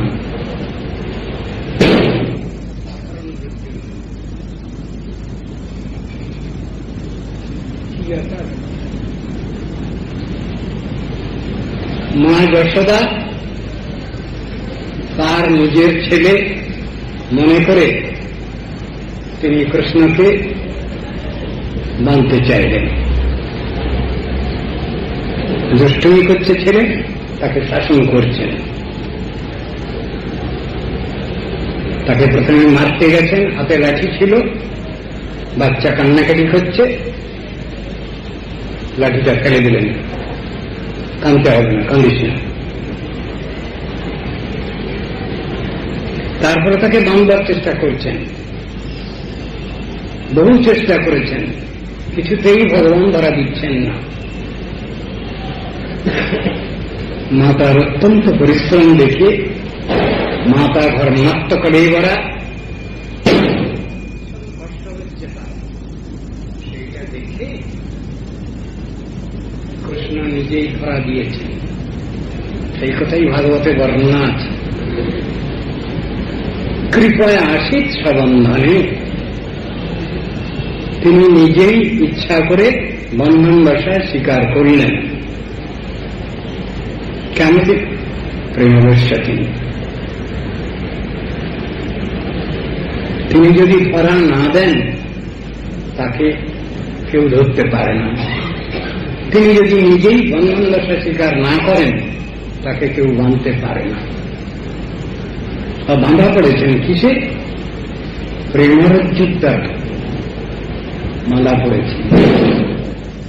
এটা তো সাধারণ জিনিস নয়, প্রাকৃত কোন বস্তু নয়। ভগবান ভক্তির বশ, একথা লেখা আছে শাস্ত্রে।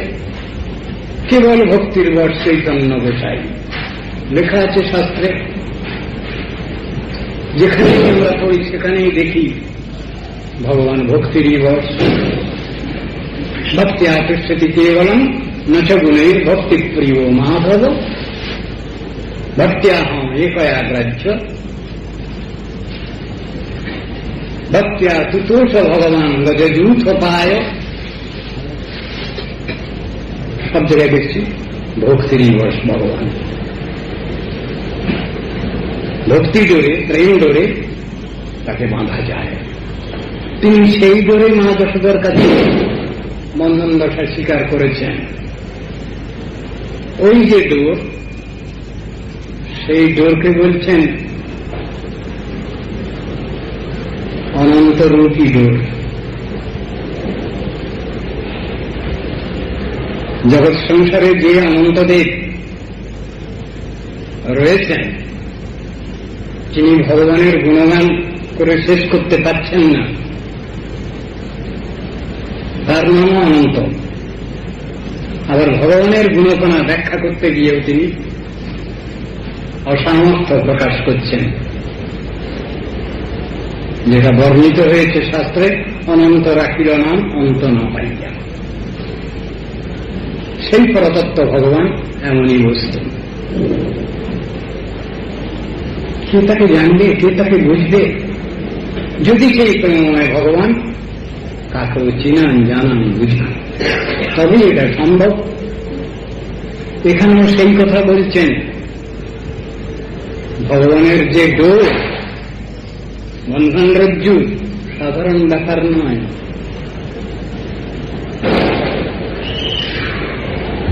প্রেমরজ্জু, পদকর্তা।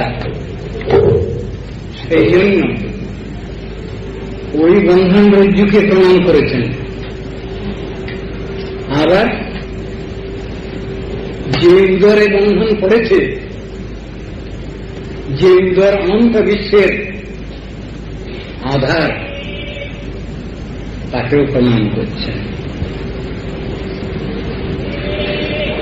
ভগবান কৃষ্ণের উদরকেও প্রণাম করছেন, আবার তার বন্ধন রজ্জুকেও প্রণাম করছেন। তার মহিমার তো শেষ নেই। 10টা কথা বলতে গেলে আর 10টা কথা এসে যাবে।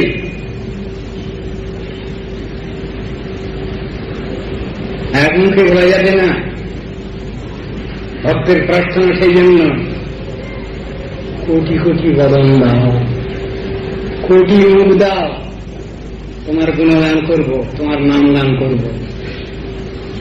কোটি কর্ম প্রদান করো, তোমার কথা শ্রবণ করব। কোটি নয়ন দাও, তোমার শ্রী রূপ মাধুরী দর্শন করব। এই তো ভক্তের প্রার্থনা। ভগবানকে দর্শন করছেন নির্নিমেষ নেত্রে, অনিমেষ নেত্রে দর্শন করছেন গোপীগণ।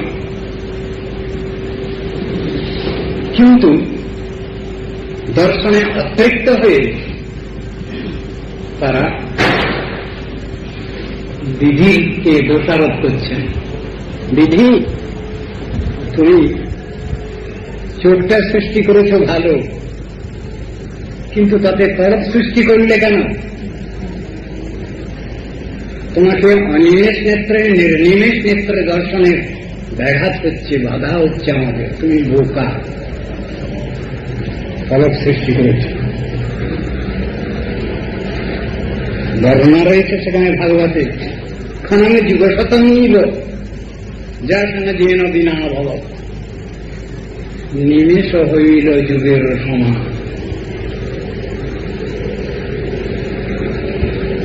ভগবানকে দর্শন করতে গিয়ে ফলক করছে, তার জন্য বিধি কি বিধির সমালোচনা করছেন। জানো না তুমি তৈরি করতে ঠিক চোখ। প্রত্যেক জিনিসটাই তার তাই। আমাদের দর্শনের বিষয় বস্তু নয়, জ্ঞানাতীত, লোকাতীত, ত্রিগুণাতীত সেই তত্ত্ববস্তু ভগবান। নির্গুণ বলা হয়েছে ভগবানকে। কেন? প্রাকৃত গুণরহিত তিনি, পরন্তু অপ্রাকৃত গুণবান, অপ্রাকৃত রূপবান, অপ্রাকৃত লীলাপরায়ণ, অপ্রাকৃত শক্তিমান, এসব কথাগুলি বলা হয়েছে। জগতে কোন বিশেষণ সেই ভগবানের ঠিক ঠিকভাবে যথাযথ প্রযুক্ত হতে পারে না। জগতের কথা জগতেই থাকবে। অপ্রাকৃত রাজ্যের বস্তু অপ্রাকৃত ভাবেই অধিষ্ঠিত নিত্যকাল।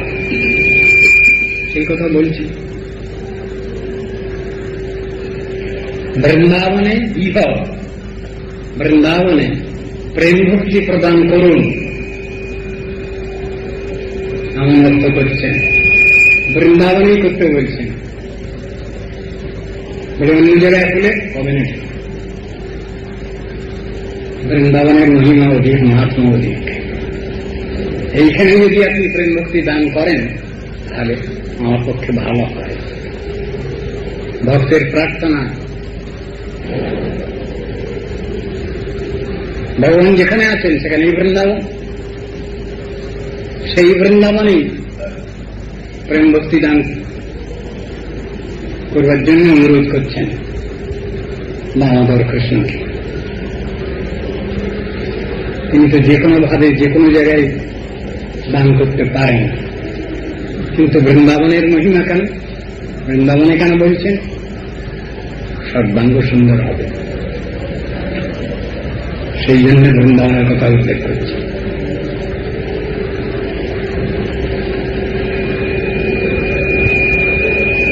স্থানের মহিমা, শ্রীধামের মহিমা, ভগবানের আবির্ভাব ভূমি, লীলাভূমির মহিমা এখানে প্রদর্শিত হচ্ছে। সেখানে হলে খুব ভালো হয়।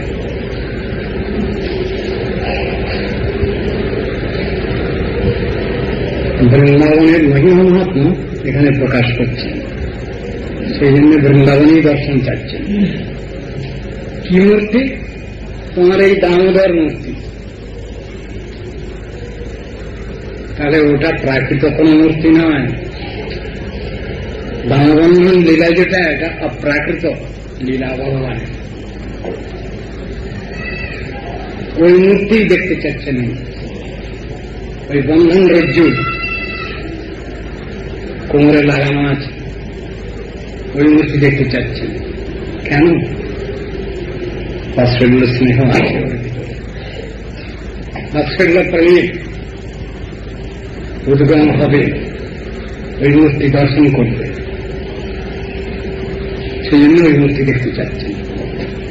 অন্য কোনো মূর্তি আমি দেখতে চাই না। আমরা আগেই আলোচনা করেছি যে দর্শন করতে চাওয়া জিনিসটা সেটা অধিকারের ব্যাপার। গতকাল আলোচনা করেছি যে অধিকার নিয়ে আমরা অধিকার চাইছি, এটা একরকম, আর অনধিকারী আমি ভগবানের অহৈতুকী করুণা সিদ্ধ অধিকার নিয়ে চলতে চাইছি, এটা আর একরকম। যে কোনো ভাবেই হোক ভক্ত ভগবানের কাছে সবসময় প্রার্থনা রাখতে পারেন। যদি তিনি নিষ্কাম হন, নিষ্কাম কথাটা খুব একটা ভালো কথা নয়, এর উপরে অনেক তত্ত্বদর্শন আছে। যেখানে ভক্ত সম্পূর্ণভাবে ভগবানের উপরে নির্ভর করেছেন, আমার ভালো মন্দের সমস্ত বিচার তোমার পরে দিয়ে দিলাম, এ সম্বন্ধে আমার কোনো বাহাদুরি নাই, আমি কিছু জানি না, অজ্ঞ, আমার মতো মূর্খ অজ্ঞ আর বাচিন দুনিয়ায় কেউ নেই, আমার কোন শক্তি সামর্থ্য নাই, কোন অধিকার নাই, আমার যে গুণ দেখে তুমি আমাকে কৃপা করবে, দয়া করবে, এমন কিছুই নাই। না থাকলেও তুমি তোমার স্বীয় গুণে তুমি আমায় দয়া করো, এমন প্রার্থনা ভক্তের। যে ভক্ত সম্পূর্ণরূপে নির্ভর করছেন ভগবানের পর, তার তো আর কেউ নাই জগতে।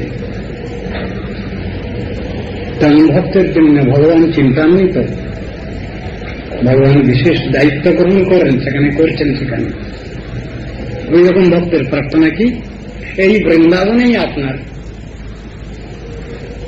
ওই দামোদর মূর্তি আমি দর্শনের প্রয়াসী আকাঙ্ক্ষা যুক্ত।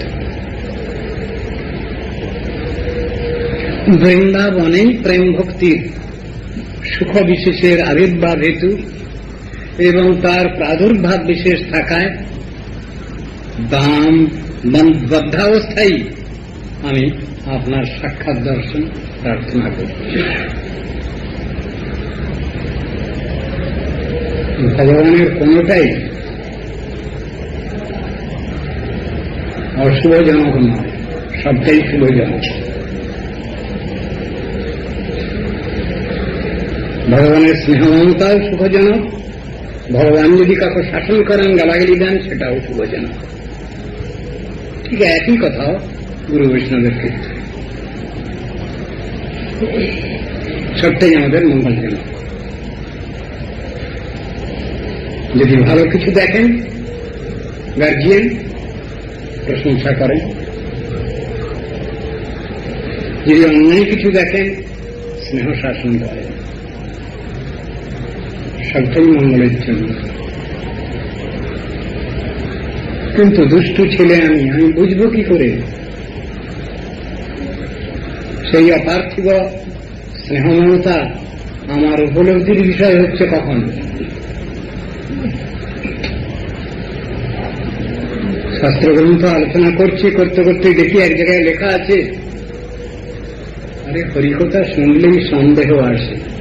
কি ব্যাপার?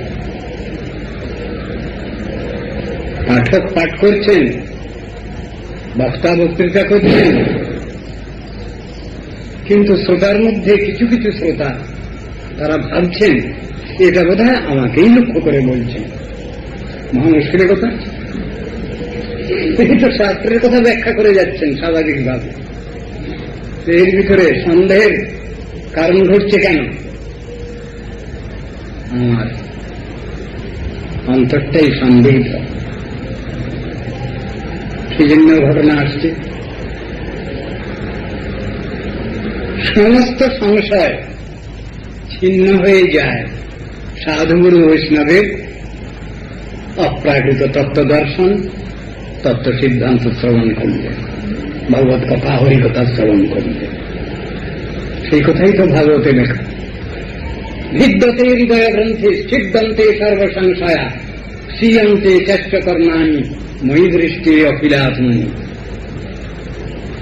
আমাদের যত রকম ধরনের সংশয়, সন্দেহ, তত্ত্ব বিষয়ে অজ্ঞতা, সবটাই তো কেটে যায় শাস্ত্র কথার শ্রবণ। সমস্ত সংশয়ের অবসান হয়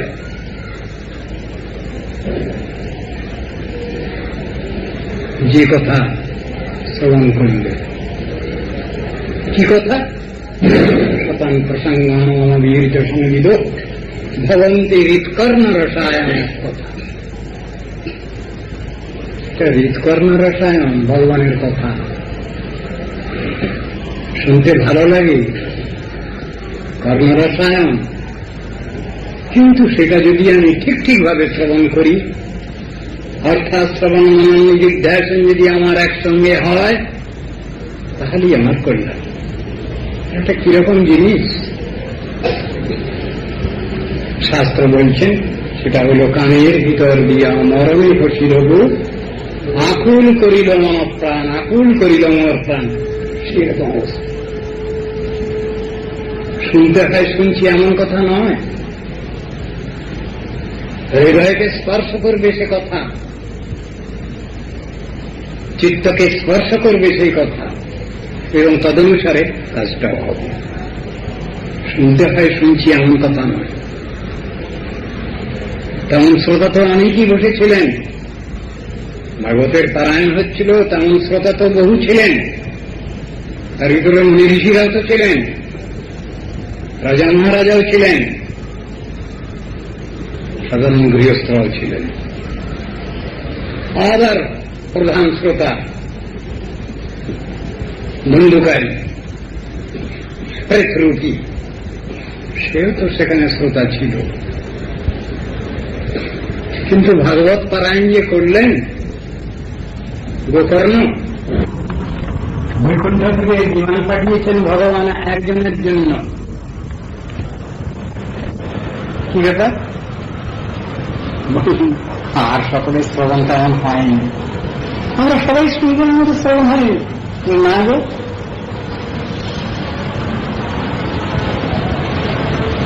কি ব্যাপার? ওই সেই কথাই ব্যাখ্যা করছেন মহাপ্রভু।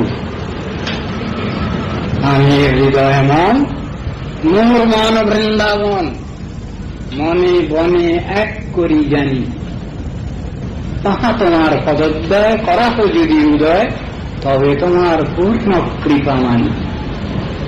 আমের হৃদয় মন, সাধারণ মানুষের যে মন, সেটা বিষয় আসক্ত মন, বিষয় কলুষিত মন। মোর মন বৃন্দাবন, আমার যে মনটা সেটা বৃন্দাবন। সেই মনে আর বৃন্দাবনে আমি একই ভাবছি, চিন্তাটা আমার একই। সেই মনে তুমি যদি তোমাকে উদয় করাও, তোমাকে প্রকাশ করাও, প্রকাশিত হও তুমি, তাহলে জানবো আমার প্রতি তোমার স্নেহ মমতা আছে, দয়া আর দাক্ষিণ্য আছে। এমন কথাটা বলতে যাচ্ছেন। সকলের মনটা তো এক হচ্ছে না, সকলের শ্রবণ কীর্তনটা তো একই রকম হচ্ছে না। যদি হয়, যদি হতো, তাহলে নিশ্চয়ই ব্যবস্থাও সেই অনুসারে হতো, কিন্তু তা হয়নি। ভাগবত পারায়ণ শেষ পর্যন্ত সকলেই শ্রবণ করেছেন, কিন্তু একজনের জন্য বৈকুণ্ঠ থেকে বিমান এসেছে, গোলক থেকে বিমান এসেছে। কিন্তু আবার সেই অধিকার অনেকেই পেতে পারেন, তারও প্রমাণ পাশাপাশি আছে। যখন তিনি বুঝিয়ে দিলেন আপনাদের শ্রবণ হয়নি, এই প্রেতের শ্রবণ হয়েছে, তাই এর জন্য ভগবান বিমান পাঠিয়েছেন। আপনারা যদি ওইভাবে শ্রবণ করেন তাহলে আপনাদের জন্য ব্যবস্থা হবে। তখন পুনরায় আবার দ্বিতীয়বার ভাগবত পারায়ণ হল। তখন তো অসংখ্য বিমান এসেছে। তাহলে এই বিষয়ে তো ভগবানের এক চোখই আছে, ভগবানের পার্সিয়ালিটি আছে, এ কথা তো বলা যাবে না। শ্রবণের ভেদেতে এখানে ভেদ এসেছে, ব্যবস্থার ভেদ এসেছে। আবার যখন শ্রবণটা সকলেরই সমান হচ্ছে, তখন তো বহু বিমানী এসেছে বহু ভক্তকে নিয়ে যাওয়ার জন্য। কিন্তু সেখানে একটা প্রশ্ন করা আছে, যদি ভগবান আমাদের ডাকেন, আচ্ছাই দেন, তবে আমরা যাওয়ার জন্য প্রস্তুত আছি কিনা, প্রশ্ন রয়েছে ভিতরে। যদি ভগবানের ডাক পড়ে, ক্ল্যারিয়ান কল, তাহলে আমরা যাওয়ার জন্য প্রস্তুত আছি কিনা, সে পরীক্ষাটা আমরা দিতে পারছি কিনা, সে পরীক্ষা দেওয়ার জন্য আমরা প্রস্তুত আছি কিনা, এটি হল সব থেকে বড় প্রশ্ন। আমরা অনেকেই পরীক্ষা দেওয়ার জন্য প্রস্তুত নয়। আর 12 মাসের সংসার আছে আমার, কত কাজ আছে, কি বলেন। যদি যমরাজ এসে হাজির হন, আরে দাঁড়ান, আমি কাজটা সেরে নিই, সময় দেন আমাকে। বর্ণনা আছে শাস্ত্রে, এক খুব গরিব দুঃখী এক বুড়িমা, তিনি বনাঞ্চলে গিয়ে কিছু শুকনো কাষ্ঠ আহরণ করে বাজারে বিক্রি করে কোন রকমের তার সংসার চালাতেন, আর কেউ ছিল না।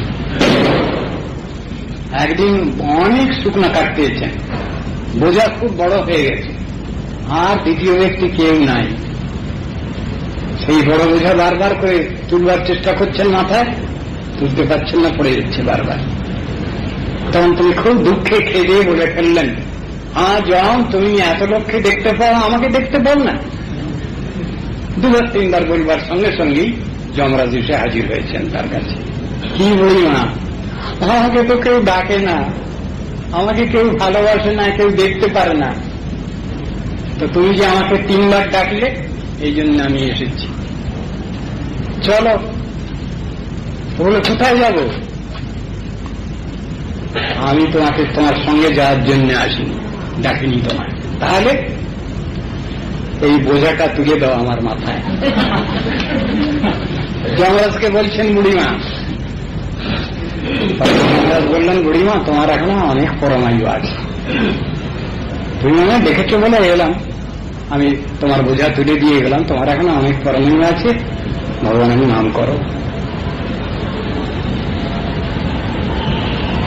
কি ব্যাপার? ঠিক ওই রকম ধরনের ডাক যদি আমাদের পড়ে, বৃন্দাবন থেকে যদি এরকম ডাক পড়ে, এসে হয়ে তোমার সময় হয়ে গেছে, আর ওখানে সময় নষ্ট করার দরকার নেই, চলে এসো। কজন যাওয়ার জন্য প্রস্তুত আছি আমরা, ওইখানে পরীক্ষা ধরা পড়ে যাবে সব।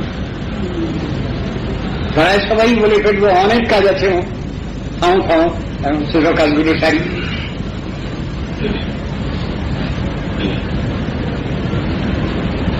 এসব কথাগুলো ভাগবতে খুব সুন্দরভাবে বোঝানো আছে। আমরা যেভাবে সংসারে আবিষ্ট নিবিষ্ট, সংসারটা কার জন্য করব? ভগবানের জন্য করব। ভগবান, তুমি খুশি হও, তোমারই সংসারে তো আছি আমি, তোমারই সেবা করব। যারা যারা আমরা আছি তোমারই সেবা করব। যদি তোমার সেবা না হয়, তাহলে আমার থাকার দরকার নেই এখানে। তোমার সেবাকে লক্ষ্য করেই এখানে আছি। তিনি বা তারা তো প্রস্তুত আছেন, কিন্তু যিনি বলছেন আমার এখন অনেক কাজ বাকি।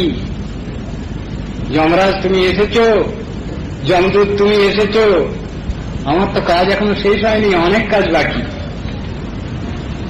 শুনবে? দুরন্ত কৃতান্ত কি শুনবে? ওটা শুনবে না তো। আর ভগবানেরই যদি ডাক আসে, তাও তো যেতে চাইছি না। মনে করছি এইখানে মুর্শি পাট্টা নিয়ে এইখানে আমি চিরদিন থাকব। চিন্তা ভাবনা সেই রকম। শাস্ত্র আমাদের তার শিখানি। সাধন ভজন মানে হৃদয়কে প্রস্তুত করা। আমি ভগবানের কাছে পরীক্ষা দিচ্ছি, দেব, দিয়েছি, সেই জন্য বসে থাকা। পরীক্ষায় ফেল করব না, এ প্রতিজ্ঞা আমার। ঠাকুর তুমি আশীর্বাদ করো যেন আমি পরীক্ষায় পাশ করতে পারি। ফেল করব কেন? জীবন সংগ্রামে আমি পরাজিত হব না, পরাস্ত হব না, সেই প্রতিজ্ঞা রাখতে হবে আমাদের। এই তো ভক্ত ভাব। সংসারে থেকে ওইটুকু অর্জন করতে হবে, ধৈর্য স্থৈর্য। আর পারি না, সহ্য করতে পারি না। অসহ্য হলেও সহ্য করতে হবে, সেই কথাই তো শাস্ত্রের উপদেশ। কেন কান্ত ক্ষান্ত হেরি দীর্ঘ পথ। ধৈর্য রাখতে হবে, উৎসাহ রাখতে হবে, সহ্য গুণ রাখতে হবে। তাহলে কোনো কিছুই তো আমার জন্য নাই এ সংসারে। আমি যদি ধৈর্য হারিয়ে ফেলি, অধৈর্য হয়ে যায়, হবে না কিছু। তাই এখানে ঋষি সত্যব্রত মুনি তিনি ভগবানের কাছে বলছেন, ঠাকুর তোমার এই বৃন্দাবন নামে, তোমার এই বালগোপাল মূর্তি, তোমার এই দামোদর মূর্তি আমার দর্শনের সুযোগ হোক।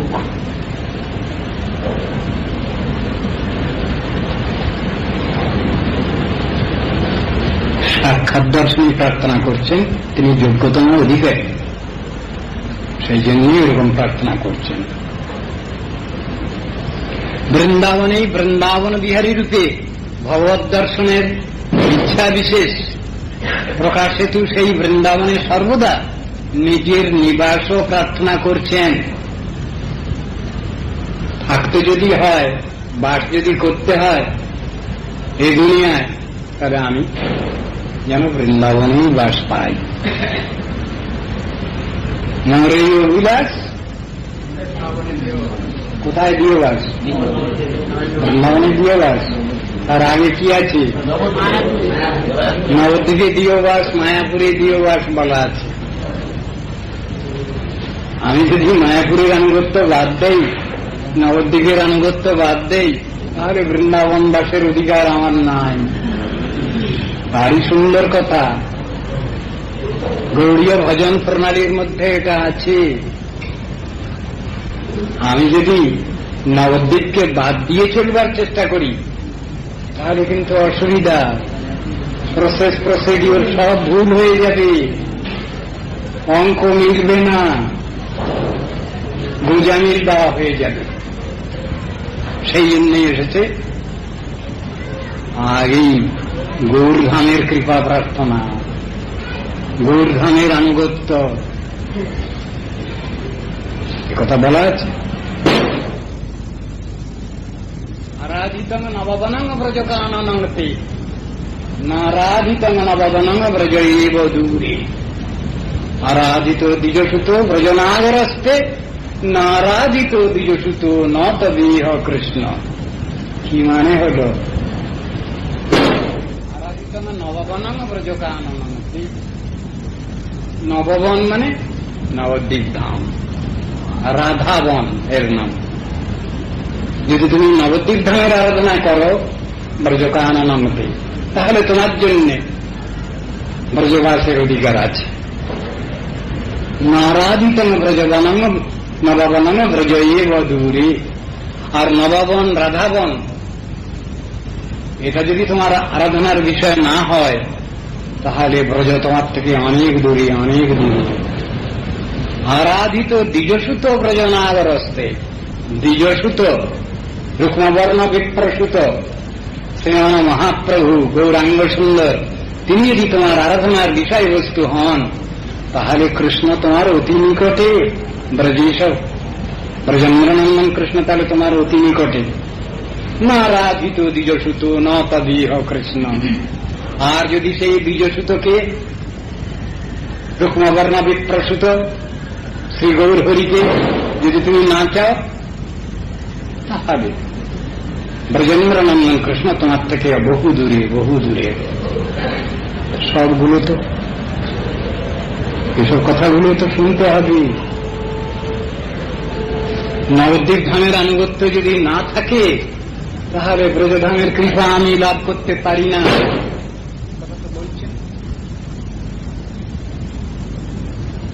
সেই কথাগুলো যে রয়েছে, সেটা প্রবোধানন্দ সরস্বতীবাদের ধামবাস ও প্রার্থনা।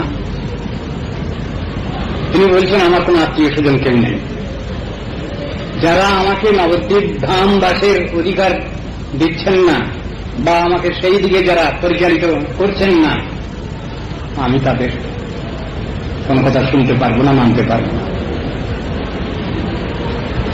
স্বামেন মাতা সচমে পিতান, স্বামেন বন্ধু সচমে সখান, স্বামেন মিত্রং শতমে গুরুর্ন, জুমেন রাধাবন বাসন ইচ্ছে। যিনি আমাকে রাধাবন নবদ্বীপ ধামের ধামবাসের প্রেরণা যোগাচ্ছেন না, সেই পরামর্শ দিচ্ছেন না, তিনি আমার মাতা নন। স্বামীন মাতা সচমে পিতা ন, তিনি আমার পিতা নন। স্বামীন বন্ধু সচমে সখা ন, তিনি আমার বন্ধু নন, তিনি আমার সখা নন। স্বামীন মিত্রম, তিনি আমার মিত্র নন। সচমে গুরুর নন, তিনি আমার গুরু নন। যৌন রাধাবন বাসম ইচ্ছে, যিনি রাধাবন নবদ্বীপ বন নবদ্বীপ ধামের আনুগত্য আমাকে শিক্ষা দিচ্ছেন না। বিচারগুলো কি আমরা আলোচনা করেছি। সাধন ভজন মানেই হল আনুগত্যের ধর্ম। আনুগত্য যদি রাখি তাহলে সব ঠিক আছে, আর আনুগত্য যখনই ছেড়ে দেই তখনই আমি বিউইল্ডার্ড, পথভ্রান্ত পথিক, দিশাহারা। সেই কথাই তো রয়েছে সাধন ভজন ক্ষেত্রে। কথাগুলি তো এইভাবে শিক্ষা দেওয়া আছে। ছাড়িয়া বৈষ্ণব সেবা নিস্তার পেয়েছে সেবা, হরিগুরু বৈষ্ণব তিনের স্মরণ, তিনের স্মরণে হয় বিঘ্ন বিনাশন। এই তিনজনকে বাদ দিয়ে আমি চলতে পারবো কি আমার জীবন পথে? সম্ভাবনা নাই। একটা বাচ্চা ছেলে মেয়ে যেমন মা বাপ গার্জিয়ানকে ছাড়া চলতে পারে না, ঠিক একই কথা।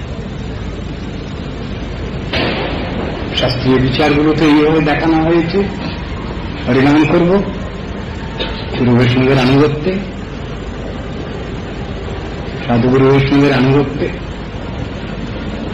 আনুগত্য ছাড়লেই আমার সবটাই গেল, আর কোনো অধিকার নেই।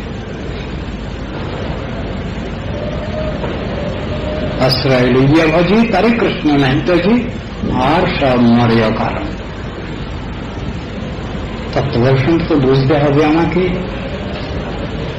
যেখানেই থাকি না কেন আমি নবদ্বীপের আনুগত্যে ব্রজ ভজন প্রয়াস, এই কথাটা রয়েছে।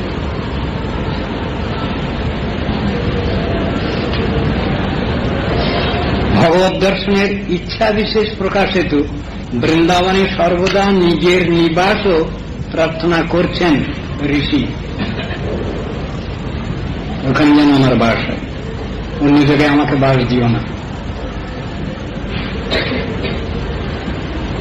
আমার এই অভিলাষ বৃন্দাবনে দিও বাস বলা চলবে, তার আগে নবদ্বীপ ধামের আনুগত্য চাই। নবদ্বীপ ধামের আনুগত্য না হলে হবে না, ব্রজবাসীর অধিকার লাভ হবে না। এ কথা সুন্দরভাবে বোঝানো আছে।